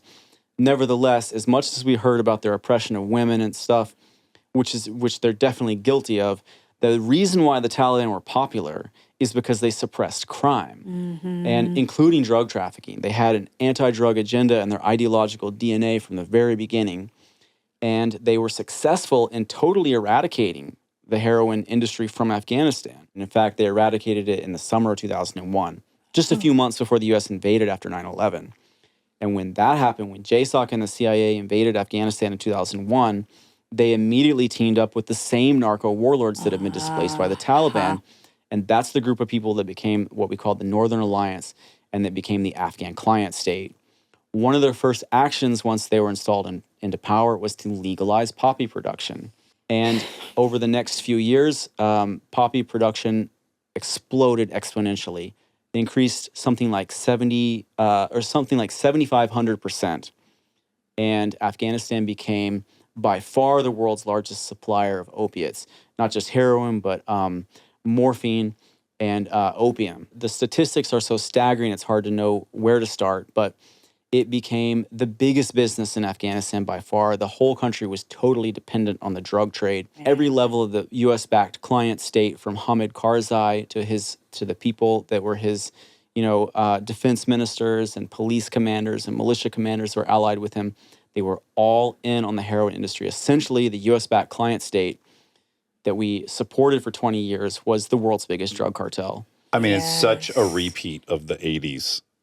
Well, people talk about Nicaragua and they talk about the Dark Alliance thing, but that was Mickey Mouse compared to what went on in Afghanistan. Yeah. You're talking about a very small amount of cocaine in comparison to 1,000 metric tons of heroin, of pure heroin produced per year in Afghanistan. Again, that's more than the whole world can consume. Yeah. And it was all being produced by the client state. Define client state. Client state is the government that we were supporting over there. Yeah. That was supposedly elected. The one we were hoping to turn the country over to. Exactly. That was a giant drug cartel. Yeah. Among other things.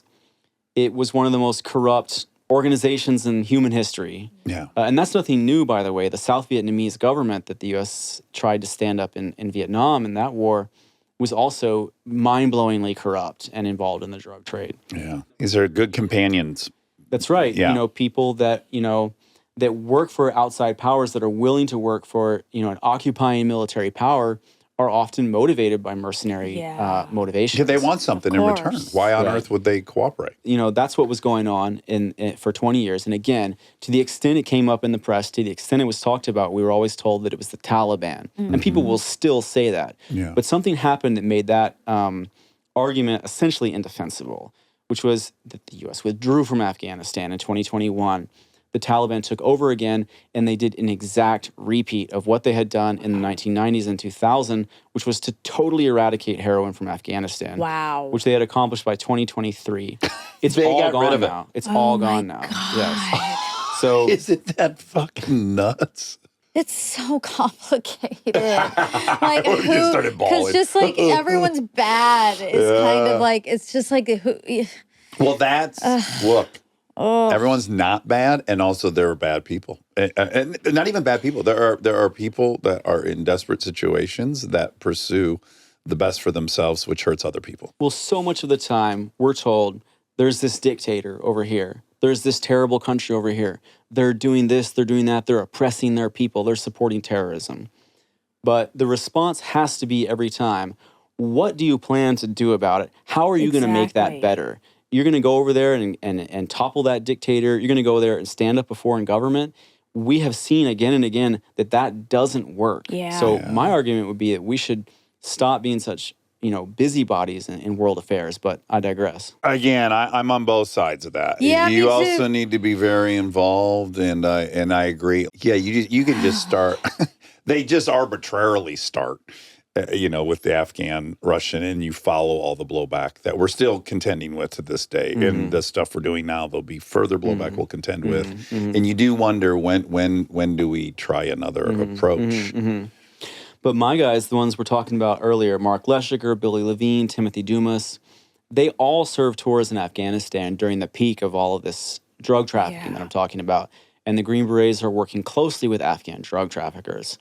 So I trace, some of the origins of the blowback in terms of the drug trafficking taking place around North Carolina to the war in Afghanistan. And even Mark got deployed to a neighboring state of Afghanistan. Tajikistan, as well as Afghanistan. He went to both. And when he returned from Tajikistan, his family said he was different. Right. His eyes were droopy. He blamed it on a completely fabricated roadside attack that was never documented. And he clearly came back as an addict. That's right. Yeah. And Tajikistan is a country that the U.S. Used for years as a staging grounds for the war in Afghanistan. And it is where most of the heroin was smuggled out. About 50%, give or take, about half the heroin went through Tajikistan in the north. Tajikistan is an incredibly mountainous and remote and cold country that most people have never heard of. But the U.S. also invested a great deal of money and training standing up the security forces of Tajikistan in order to protect its supply lines into Afghanistan. And lo and behold, we look at this Tajik security forces, and once again, we see one of the biggest drug cartels in the world. Oh, man. I mean, they were the ones responsible for moving most of the drugs to Kyrgyzstan, to Uzbekistan, ultimately bound for Russia or for the Baltic Sea. So just aside, Tajikistan comes up again and again. I see it on these guys' enlisted records. And if I had more time to investigate, I would want to know more about what's going on. Yeah. Wow, this is so fascinating. This is harrowing. Now, of course, the heroin industry has gone away because it's been totally replaced by fentanyl. Yeah. Mm-hmm. Yeah. And there are even people who are really conspiratorial who say that the U.S. withdrew from Afghanistan in 2021 because now this giant heroin cartel is no longer profitable for the U.S. government. I don't subscribe to that point of view. I don't. Because, in fact, heroin had been supplanted by fentanyl before that. And also, it's my point of view, we don't have to get into this, but I don't think the U.S. is doing this intentionally. Yeah. They just don't care. Yeah. Exactly. Yes. What is so unfortunate is I get so frustrated with these conspiracy theories. And then on the other hand, I have to acknowledge we do shady shit up to a point. So it's like, it's not confusing to me why they take the ball further down the court. Where's the line? Unfortunately, I don't think there's I don't think there's some war chest of money that the U.S. has made off of heroin. I don't think that. I think these decisions, I think people are regularly choosing what they think is the less of two terrible options. It's like you're going in there, who are we going to turn this place over to? Well, who has the respect of the people? Well, who, you just start kind of reverse engineering these. You're in the whole situation's starts fucked and then continues to get more and more fucked. And I have known nothing about the case and I don't want to, taint anything. But again, if I'm like, okay, I've got these soldiers, this guy's already going away to prison forever. Yeah, I don't think they frame people. And also, if I'm in the position where I've got to do some kind of damage control, and I go, well, this guy's already going away for life. That's horrible. It is, but it is. That's like exactly Amanda's situation. It is, but it's different than I want to go fuck with a stranger and destroy someone's life. That's a different thing. Yeah, you can justify your way out of all of it if you want, but no, like there's people that are responsible and there are people that aren't, and to just be like, this is convenient. Yeah, I'm just saying, not okay. Yeah, this thin line though between a conspiracy, which is like I'm going to go do this evil thing, versus I see an opportunity that's unethical that could solve a lot of my problems, are weirdly two different things. You don't think so? They are so similar. Do you see what I'm saying at all, or no? Yes, I see what you're saying. I see what both of you are saying. Yeah. But I will say that, as a lawyer, I believe in conspiracies. Conspiracies happen all the time. Conspiracy is a legal term. Mm-hmm. That just means the group of people that are in a conspiracy or that are working together to achieve a goal that's criminal. Yeah. And I don't find the term conspiracy theory to be very useful at all. I'm only concerned with what the facts are. Yeah, exactly. Many times the facts do show a criminal conspiracy. For what it's worth, if you're looking at individual actors, it doesn't matter what your intention is. That's not a good defense to go in front of a judge and say, well, I just had two bad choices, and so I had to help the drug traffickers. No, but that's not true. Your intention's very much on trial. Did I intend to kill this person or did I accidentally kill this person? You're right. Those are dramatically different sentencing. You're right. And classifications of murder. You're right. Yeah. But it wouldn't matter in the context of drug trafficking. It would matter in the context of murder. It would depend on the crime, but it certainly wouldn't matter in drug trafficking. If you were saying, like, I had to feed my sick kids, or like, I had to help this guy or the other guy and they're both bad. Yeah. There would be what's called strict liability. I'm just talking about, we're talking about whether the U.S. government, the degree of awareness, degree of complicity, degree of intentionality. Yes. And I'm just saying that doesn't matter if you're going to analogize that to the case of like individual liability for drug trafficking. Yes, yeah.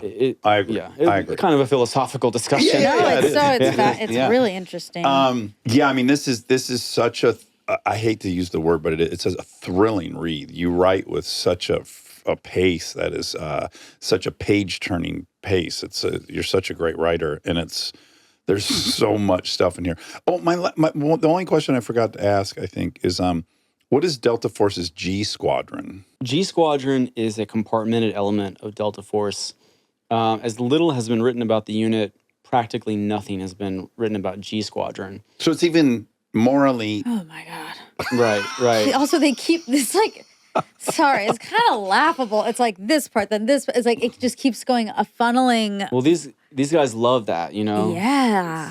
It's a competitive environment. You want to be a little better than the next guy. These are people who have devoted their entire lives. Yeah. And I want to say, because we're being critical, I also want to say I appreciate the fucking sacrifice, what three people go through. Also, in the book, you have one of the guys talking, I think it's worth saying, he's like, there's two camps in Special Forces. There are some guys that are like God-driven saviors, clean as a whistle. They hate these other guys. And then there's other guys that are like, no, we're getting nasty and we do a nasty job and we're going to profit a little bit from it. So it's like even within there, you have these factions. Of course, for sure. Yeah. And I have incredible gratitude for the people who, go live on the top of a mountain for 12 days to, again, intention, I do things relevant, with the mindset of trying to keep me safe. I am deeply grateful for that. So those people do exist, and I can't say often enough, I can't acknowledge often enough that there are people in these units, there are people in Delta Force who, even though I don't agree with the sort of work that they do, in the sense that I don't support their mission. If their mission is assassinating people in Iraq and Syria, I don't support that. However, by their own internal lights, they're driven. They have a sense of ethics that's consistent, and it's not hypocritical. Like you said, they're not. They're clean living. Yeah, they're oftentimes quite religious. But obviously, my book focuses not on the good guys. That's right. I'm focused on the bad guys for a reason. I just wanted to say out loud because again, I went over there. I met a lot of those people, and there's so many fucking great people, and there's a lot of people that are. They walk into a situation that their learning is corrupt, and they're in a very tricky situation, and they might die in that situation. And I take the weight and gravity of that. It's an incredible book, The Fort Bragg Cartel: Drug Trafficking and Murder in the Special Forces. Seth, I can only imagine this story is nearly over. I don't think it is. I think you'll be reporting on this for a while. Not only because of that trial that I mentioned, but also because since the publication of the book, I've been getting new tips. I bet. One thing was that Billy Levine was known to be writing a book. And you're not supposed to do that when you're on Delta Force. Right. And I recently heard from someone who went to rehab with him who said that who has a copy of the book that Billy was writing and informed me that it describes scenes of Billy doing coke with higher level officers on Delta Force. And he said that on 3 occasions, special operations officials came down to that rehab facility in Texas and tried to convince Billy or tried to instruct him or direct him not to publish this book, and that he refused because of the terrible place he was at emotionally. And so that is another wrinkle, I think, in the story. So I agree that it's not over yet. Are you ever worried about you?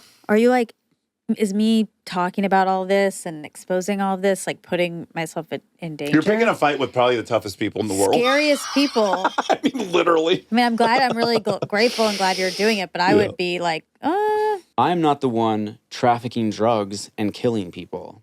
I haven't done anything wrong. The stuff that I'm reporting on are crimes.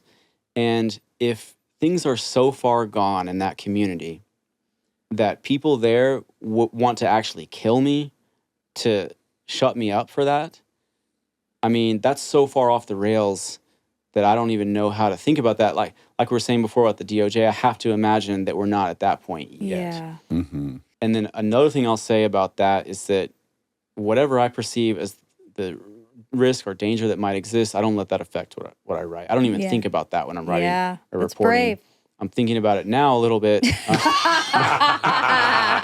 I wasn't thinking about it when I wrote the book. Well, if something happens to you, we have all this. If you ever need someone to think of something that's scary that could happen to you, just call Monica right away. She's really good at it. I'm here to do that. No, I'm protecting you because now we just said it. So if anything happens to you, people did it. Yeah. I solved it. I hope that people in this community will share my desire to see that reformed. Yes, exactly. Yeah.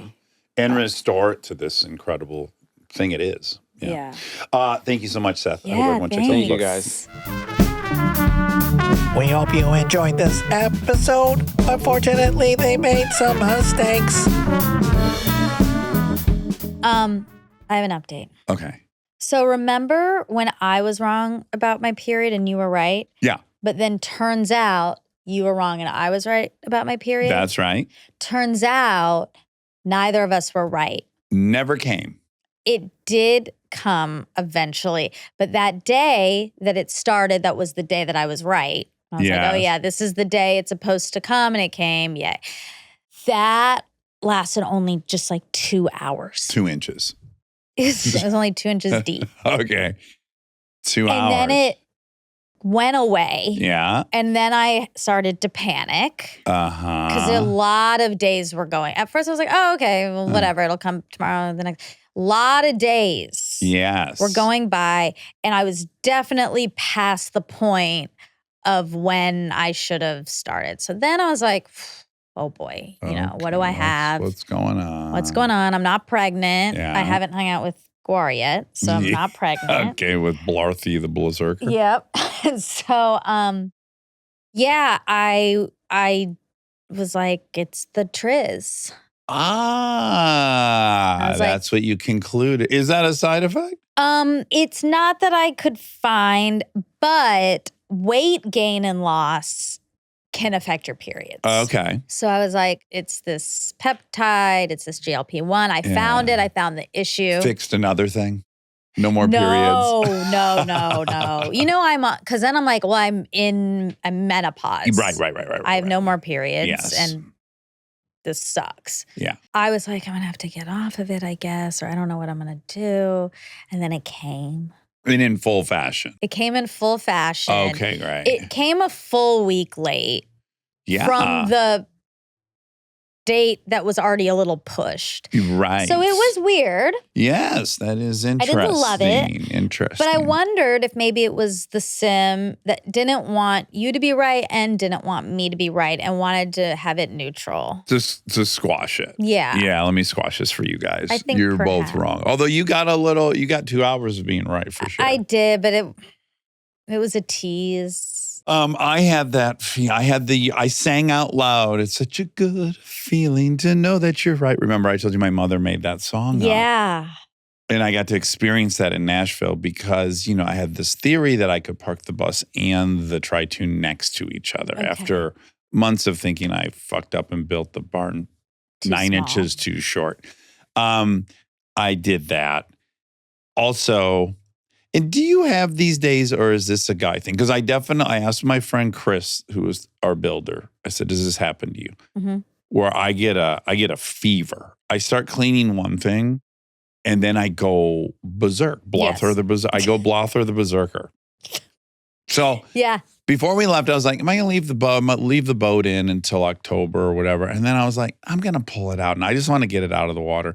Get out of the water, realize, it's just covered in the thickest muck from sitting in a lake. Yep. The engine, everything else. I'm like, no problem. I have a sweet power washer. Great. I got 45 minutes. This is my pattern. I'm the most optimistic estimator of how long it'll take me to use a power washer. Okay. I'll look at the driveway. I'll go, oh yeah, I could probably power wash driveway in 45 minutes. It was 5 hours. Right. Similarly, the pontoon boat was a 3+ hour thing. Okay. And I'm sitting there and I'm getting spray all over the Corvette. So I think, might as well. You're going to put that thing away. Let's do a full detail on that. Let's get the car covered. And then I was like, and then Monica just went crazy. And I detailed everything in the barn for 7 hours. Oh, wow. Went and met Chris at a salad bar. And this, I want to say, is one of the best. Did you bring your power washer? I rode my power washer there. Great. This is the compliment of all compliments to me. There was a salad bar. That's why we went there. Great salad bars of America. It's making the list. Love it. And I was taking a lot of runs at it. I think most people make one salad, then their entree comes. Okay. I got in 2 full trips. Great. Ate my whole entree, steak, and then I'm like, I'm going back. And when I went back up for the 3rd time, a waiter who was not even ours, he said to me, "Oh, you're really giving that salad bar a beating tonight, huh?" Oh. And I go, "Yeah, oh my God, yes." And thanks for noticing, because that's what I want to do when I go to the salad bar. It's like, I want you guys to regret that it's all you can eat. Oh, you want to punish them? I want the chef to have a tear in his eye when I walk out. Like, fuck, we took it on the chin. We lost money on that one. Yeah. Okay, and then that leads to crazy sim moment. Okay. Which is the table next to us, this lovely couple on a date, clearly, lovers, stand up as they're leaving. They said, "Hey, just wanted to say we love that story of you over at Sperry's with buying the other guy's dinner." Oh, but do you think that was a way of asking you to buy their dinner? The opposite. They just brought that up, and I said, "Oh, that's funny, deep cut, blah, blah, blah. Nice to meet you, do. Yeah. And then when we were leaving, our server told us they bought your dinner. Yeah, that's so I was like, oh, it's sweet. a direct 1-to-1. That's why he brought up Sperry's, because he now bought our dinner. Yeah. What a blessing. You didn't think, you thought, you're so naive. You heard that and you didn't think like this has to lead to one of us doing this. No, because people have said to me, I heard your Sperry's story, but I wasn't at a restaurant. They just heard it. Okay. So I wasn't putting together that he was then going to buy our dinner. Oh, wow. But what an incredible gesture. I think you're becoming more and more naive. It's possible. Yeah. I hope so. I spent a lot of years being scrutinizing and cynical. Yeah. And sure, I was right all the time, but who gives a fuck? Whatever the song is, it's so good. It's such a good. Yeah. So, anyways, when those 2 vehicles were next to each other, I sang out loud by myself in the bar. It's such a good feeling to know that. That's awesome. Yes. That's how cleaning works. Like you start doing something, and then the whole house has to be perfect. You just keep going. I just keep going. When you did all that and you're going to stop and not wipe the motorcycles down. Yeah. You're going to do that and you're not going to park them all. Like I staged everything. Nice. That's fun. That feels good. Yes. It feels what it is. Control. Remember her? JJ, Janet Jackson. Oh, no. Control. JJ to me is Jagers. Yeah. Jake Gyllenhaal. Stay tuned for more Armchair Expert, if you dare.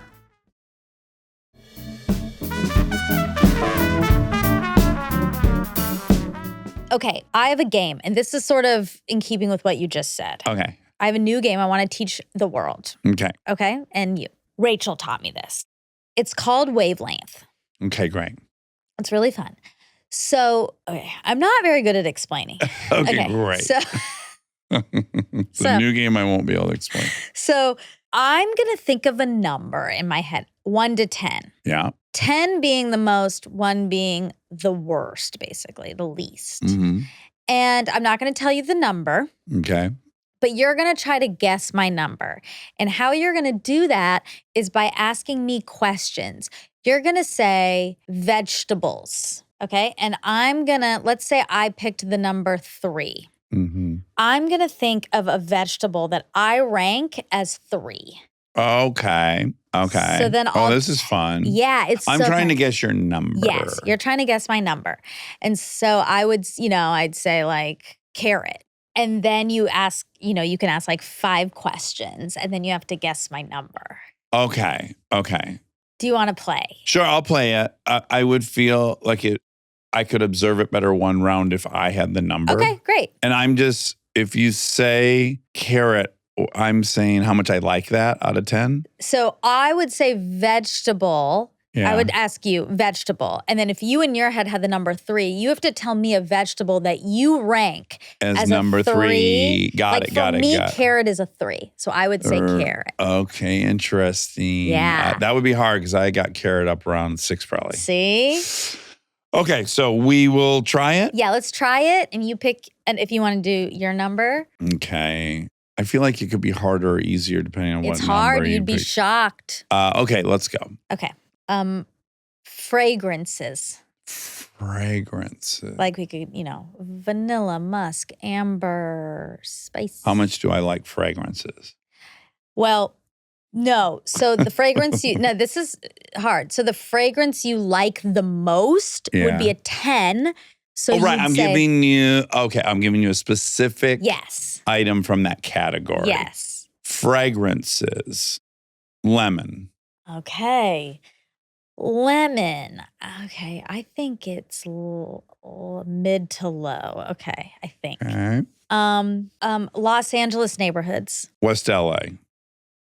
Okay. Oh, no. Okay. Cheviot Hills.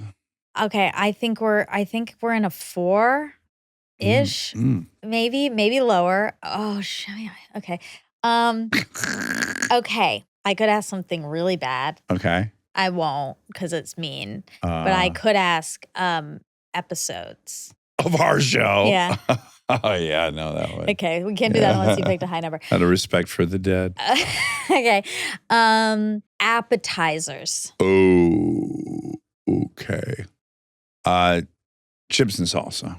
Chips and salsa.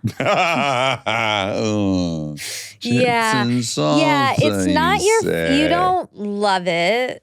You like guac, but chips and salsa, I don't hear about much. I never see you getting it. But I don't think you hate it. So, okay. I'm not allowed to respond. No, really you're at not. all, huh? 3. I think it's a 3 or 4 or a 2. Hold on. What? Anything below 5, you don't want to eat it, right? Oh, not to me. Interesting.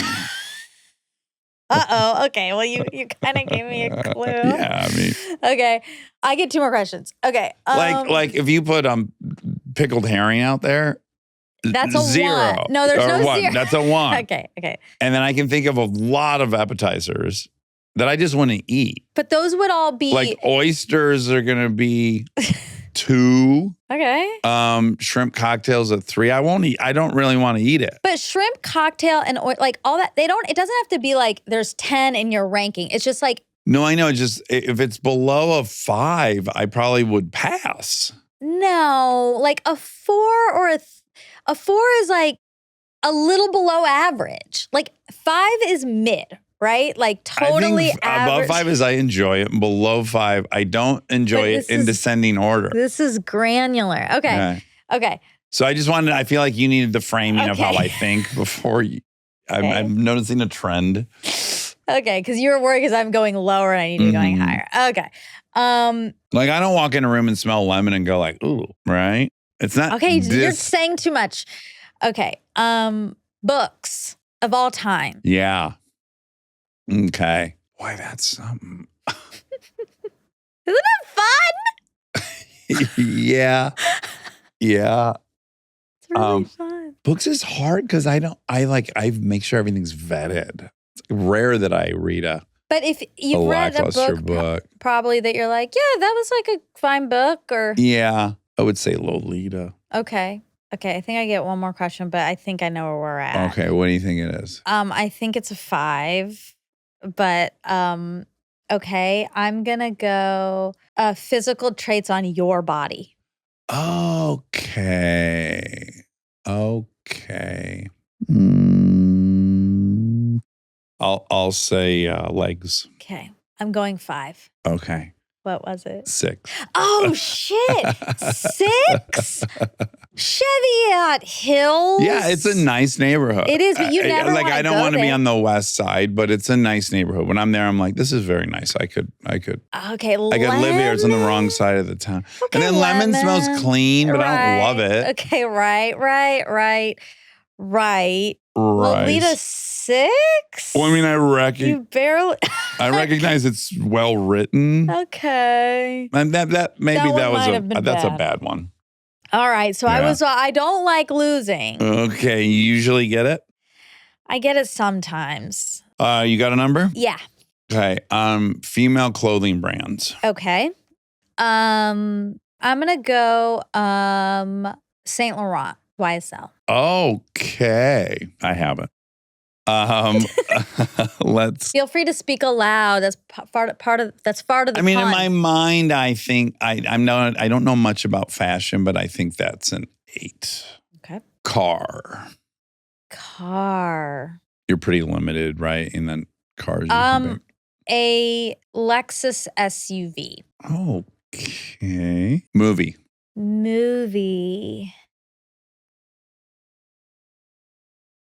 That's a hard one. Yeah. I know why. Interstellar. Oh. Huh. That's got me now. Yeah, I think it's 8. It's 8. It's 8. I was a little with Lexus. I was like, could be a 7. Uh-huh. But I love those YSL, cars. I was like, it's either an 8 or a 9. I don't think it's a 7 or an 8. So I was like, is it 9 or is it 7? Sure. It's a good game. It's fun, right? Yeah, I like it. So now we taught the world. So you guys can play with your friends. Yeah, it's really fun. That is. It took a second conceptually, but I did get it. Yeah. You get to learn about people. I feel like there was one. Oh, I did want to tell you one other story from Nashville. Okay, great. Let's hear it. Which was this was the funnest day there. This was, we knew we were going to Bricktops at night. Uh-huh. So I think everyone was just really excited about that. Their fun meal. We had a great day on the boat. We played some cards while the kids explored. Nice. They're in the mud. It's great. And then we go to Bricktops. We have the most incredible meal. Our dude, Dan, who we've now had like 5 times. He's like Jess. This guy is as good as someone can possibly be at service. Oh, that's great. At one point, I looked to my left and there is a champagne bucket full of ice and 4 Ted Seegers sitting on it. And I'm like, how did they That's fucking... great. That's crazy. So anyways, we just had a ton of fun there. And then we decided we're going straight to DQ. And I had, let's be clear, I had overeaten at Bricktops. Sure. Those deviled eggs and candied bacon, holy smokes. So then when we're in line at DQ, both of my children tell me they're going to want bites of my banana split blizzard. Okay. They want to order something different, but everyone wants a bit of that. So I would have normally gotten a small. This is my move at Dairy Queen. Small banana split blizzard, add Butterfinger. Yep. I decided let's go large. They're going to be eaten out of it. Okay. And then I also get a hot fudge sundae with extra fudge, which is small. Yep. Okay, so small blizzard, if I'm going hard, which is, but I ended up with the hot fudge sundae and this large. Well, and they didn't take many bites. Okay. But you finished it. I finished it. I finished my, hot fudge sundae. I had some bites of other people's stuff. Wow. It was unhinged. And I went outside because Kristen was going to take a photo with one of the people working there, but they were so understaffed. There was like 2 women working and 100 people in there. It was Sunday before Labor Day. I think they were planning on a normal Sunday. Anyways, so she's waiting till this gal's got a break, right? So I'm outside and I'm walking. I'm quite uncomfortable. And then I have a burp that is immediately more than I bargained for. And I'm trying to be very discreet. I'm walking like in front of a car in the grass and I'm having some burps and some issues. And now everyone's outside watching me, right? Except for Kristen, who's inside waiting to take this picture. And I'm now getting really sweaty and I'm having lots of burps. And I take my shirt off at one point. Now everyone's really having a field day laughing because I'm in quite a state. Yeah, I'm sweating bullets. I have my shirt off. I'm just roaming the parking lot looking for secret places in case I get sick again.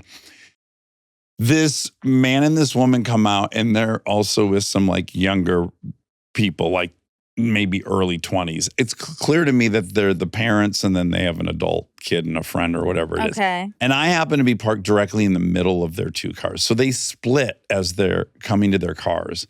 And I'm just standing next to my car with my shirt off. And the mom says loudly to the son, "Are you coming over?" And I go, "I might. What's the vibe? Like, am I going to have to put my shirt on?" Oh, that's funny.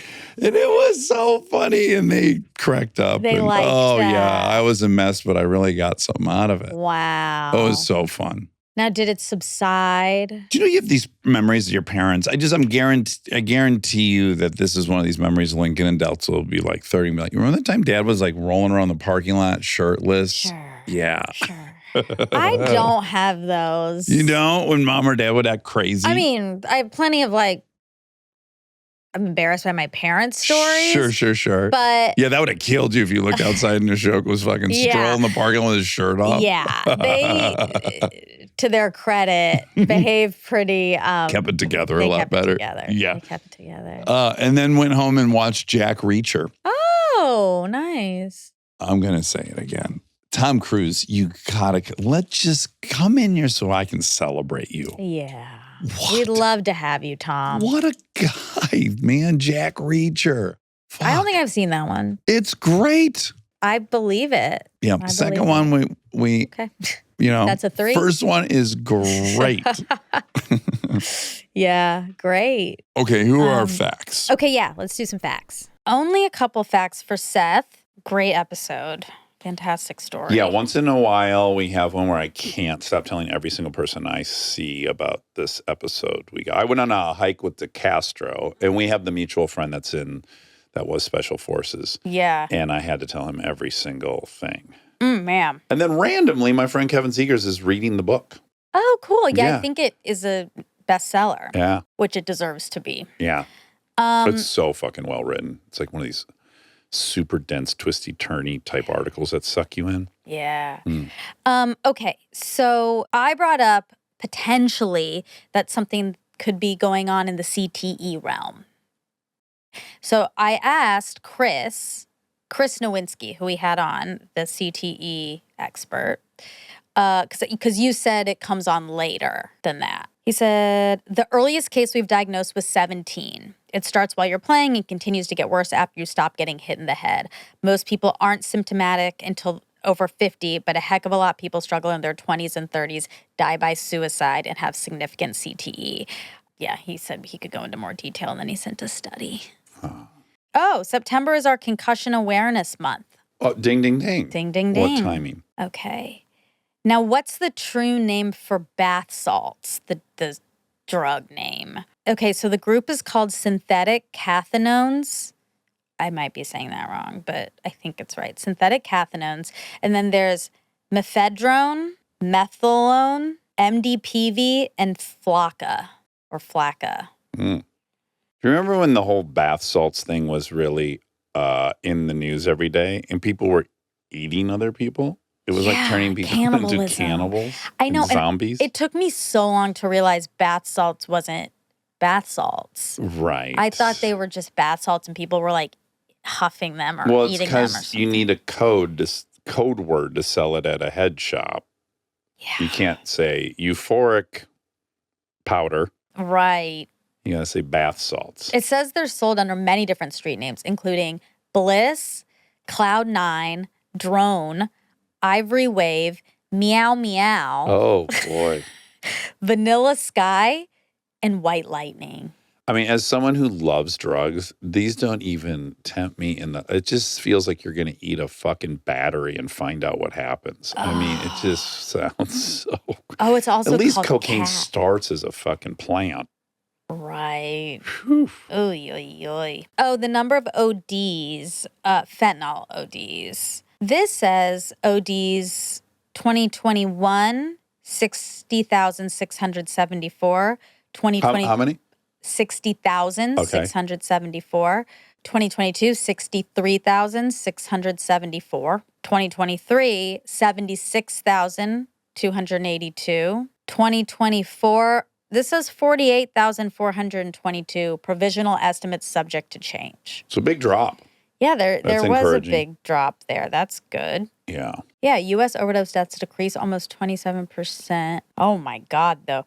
There was a 1,160.9% increase in deaths that involved fentanyl from 2014 to 2023. But And now there's like super fentanyl. There's something like remember when they were 1,000 times telling us stronger than about fentanyl.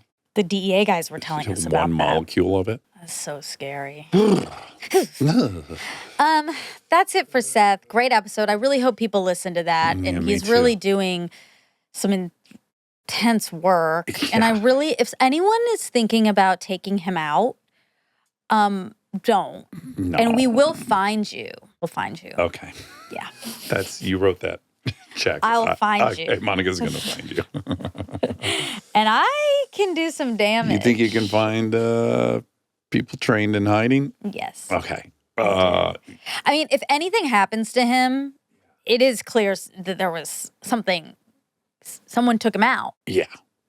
Don't you think? Yeah, I just don't like this topic of him getting taken out.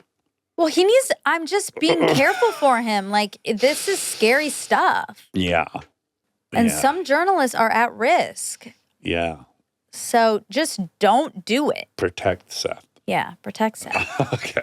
Okay, I love you.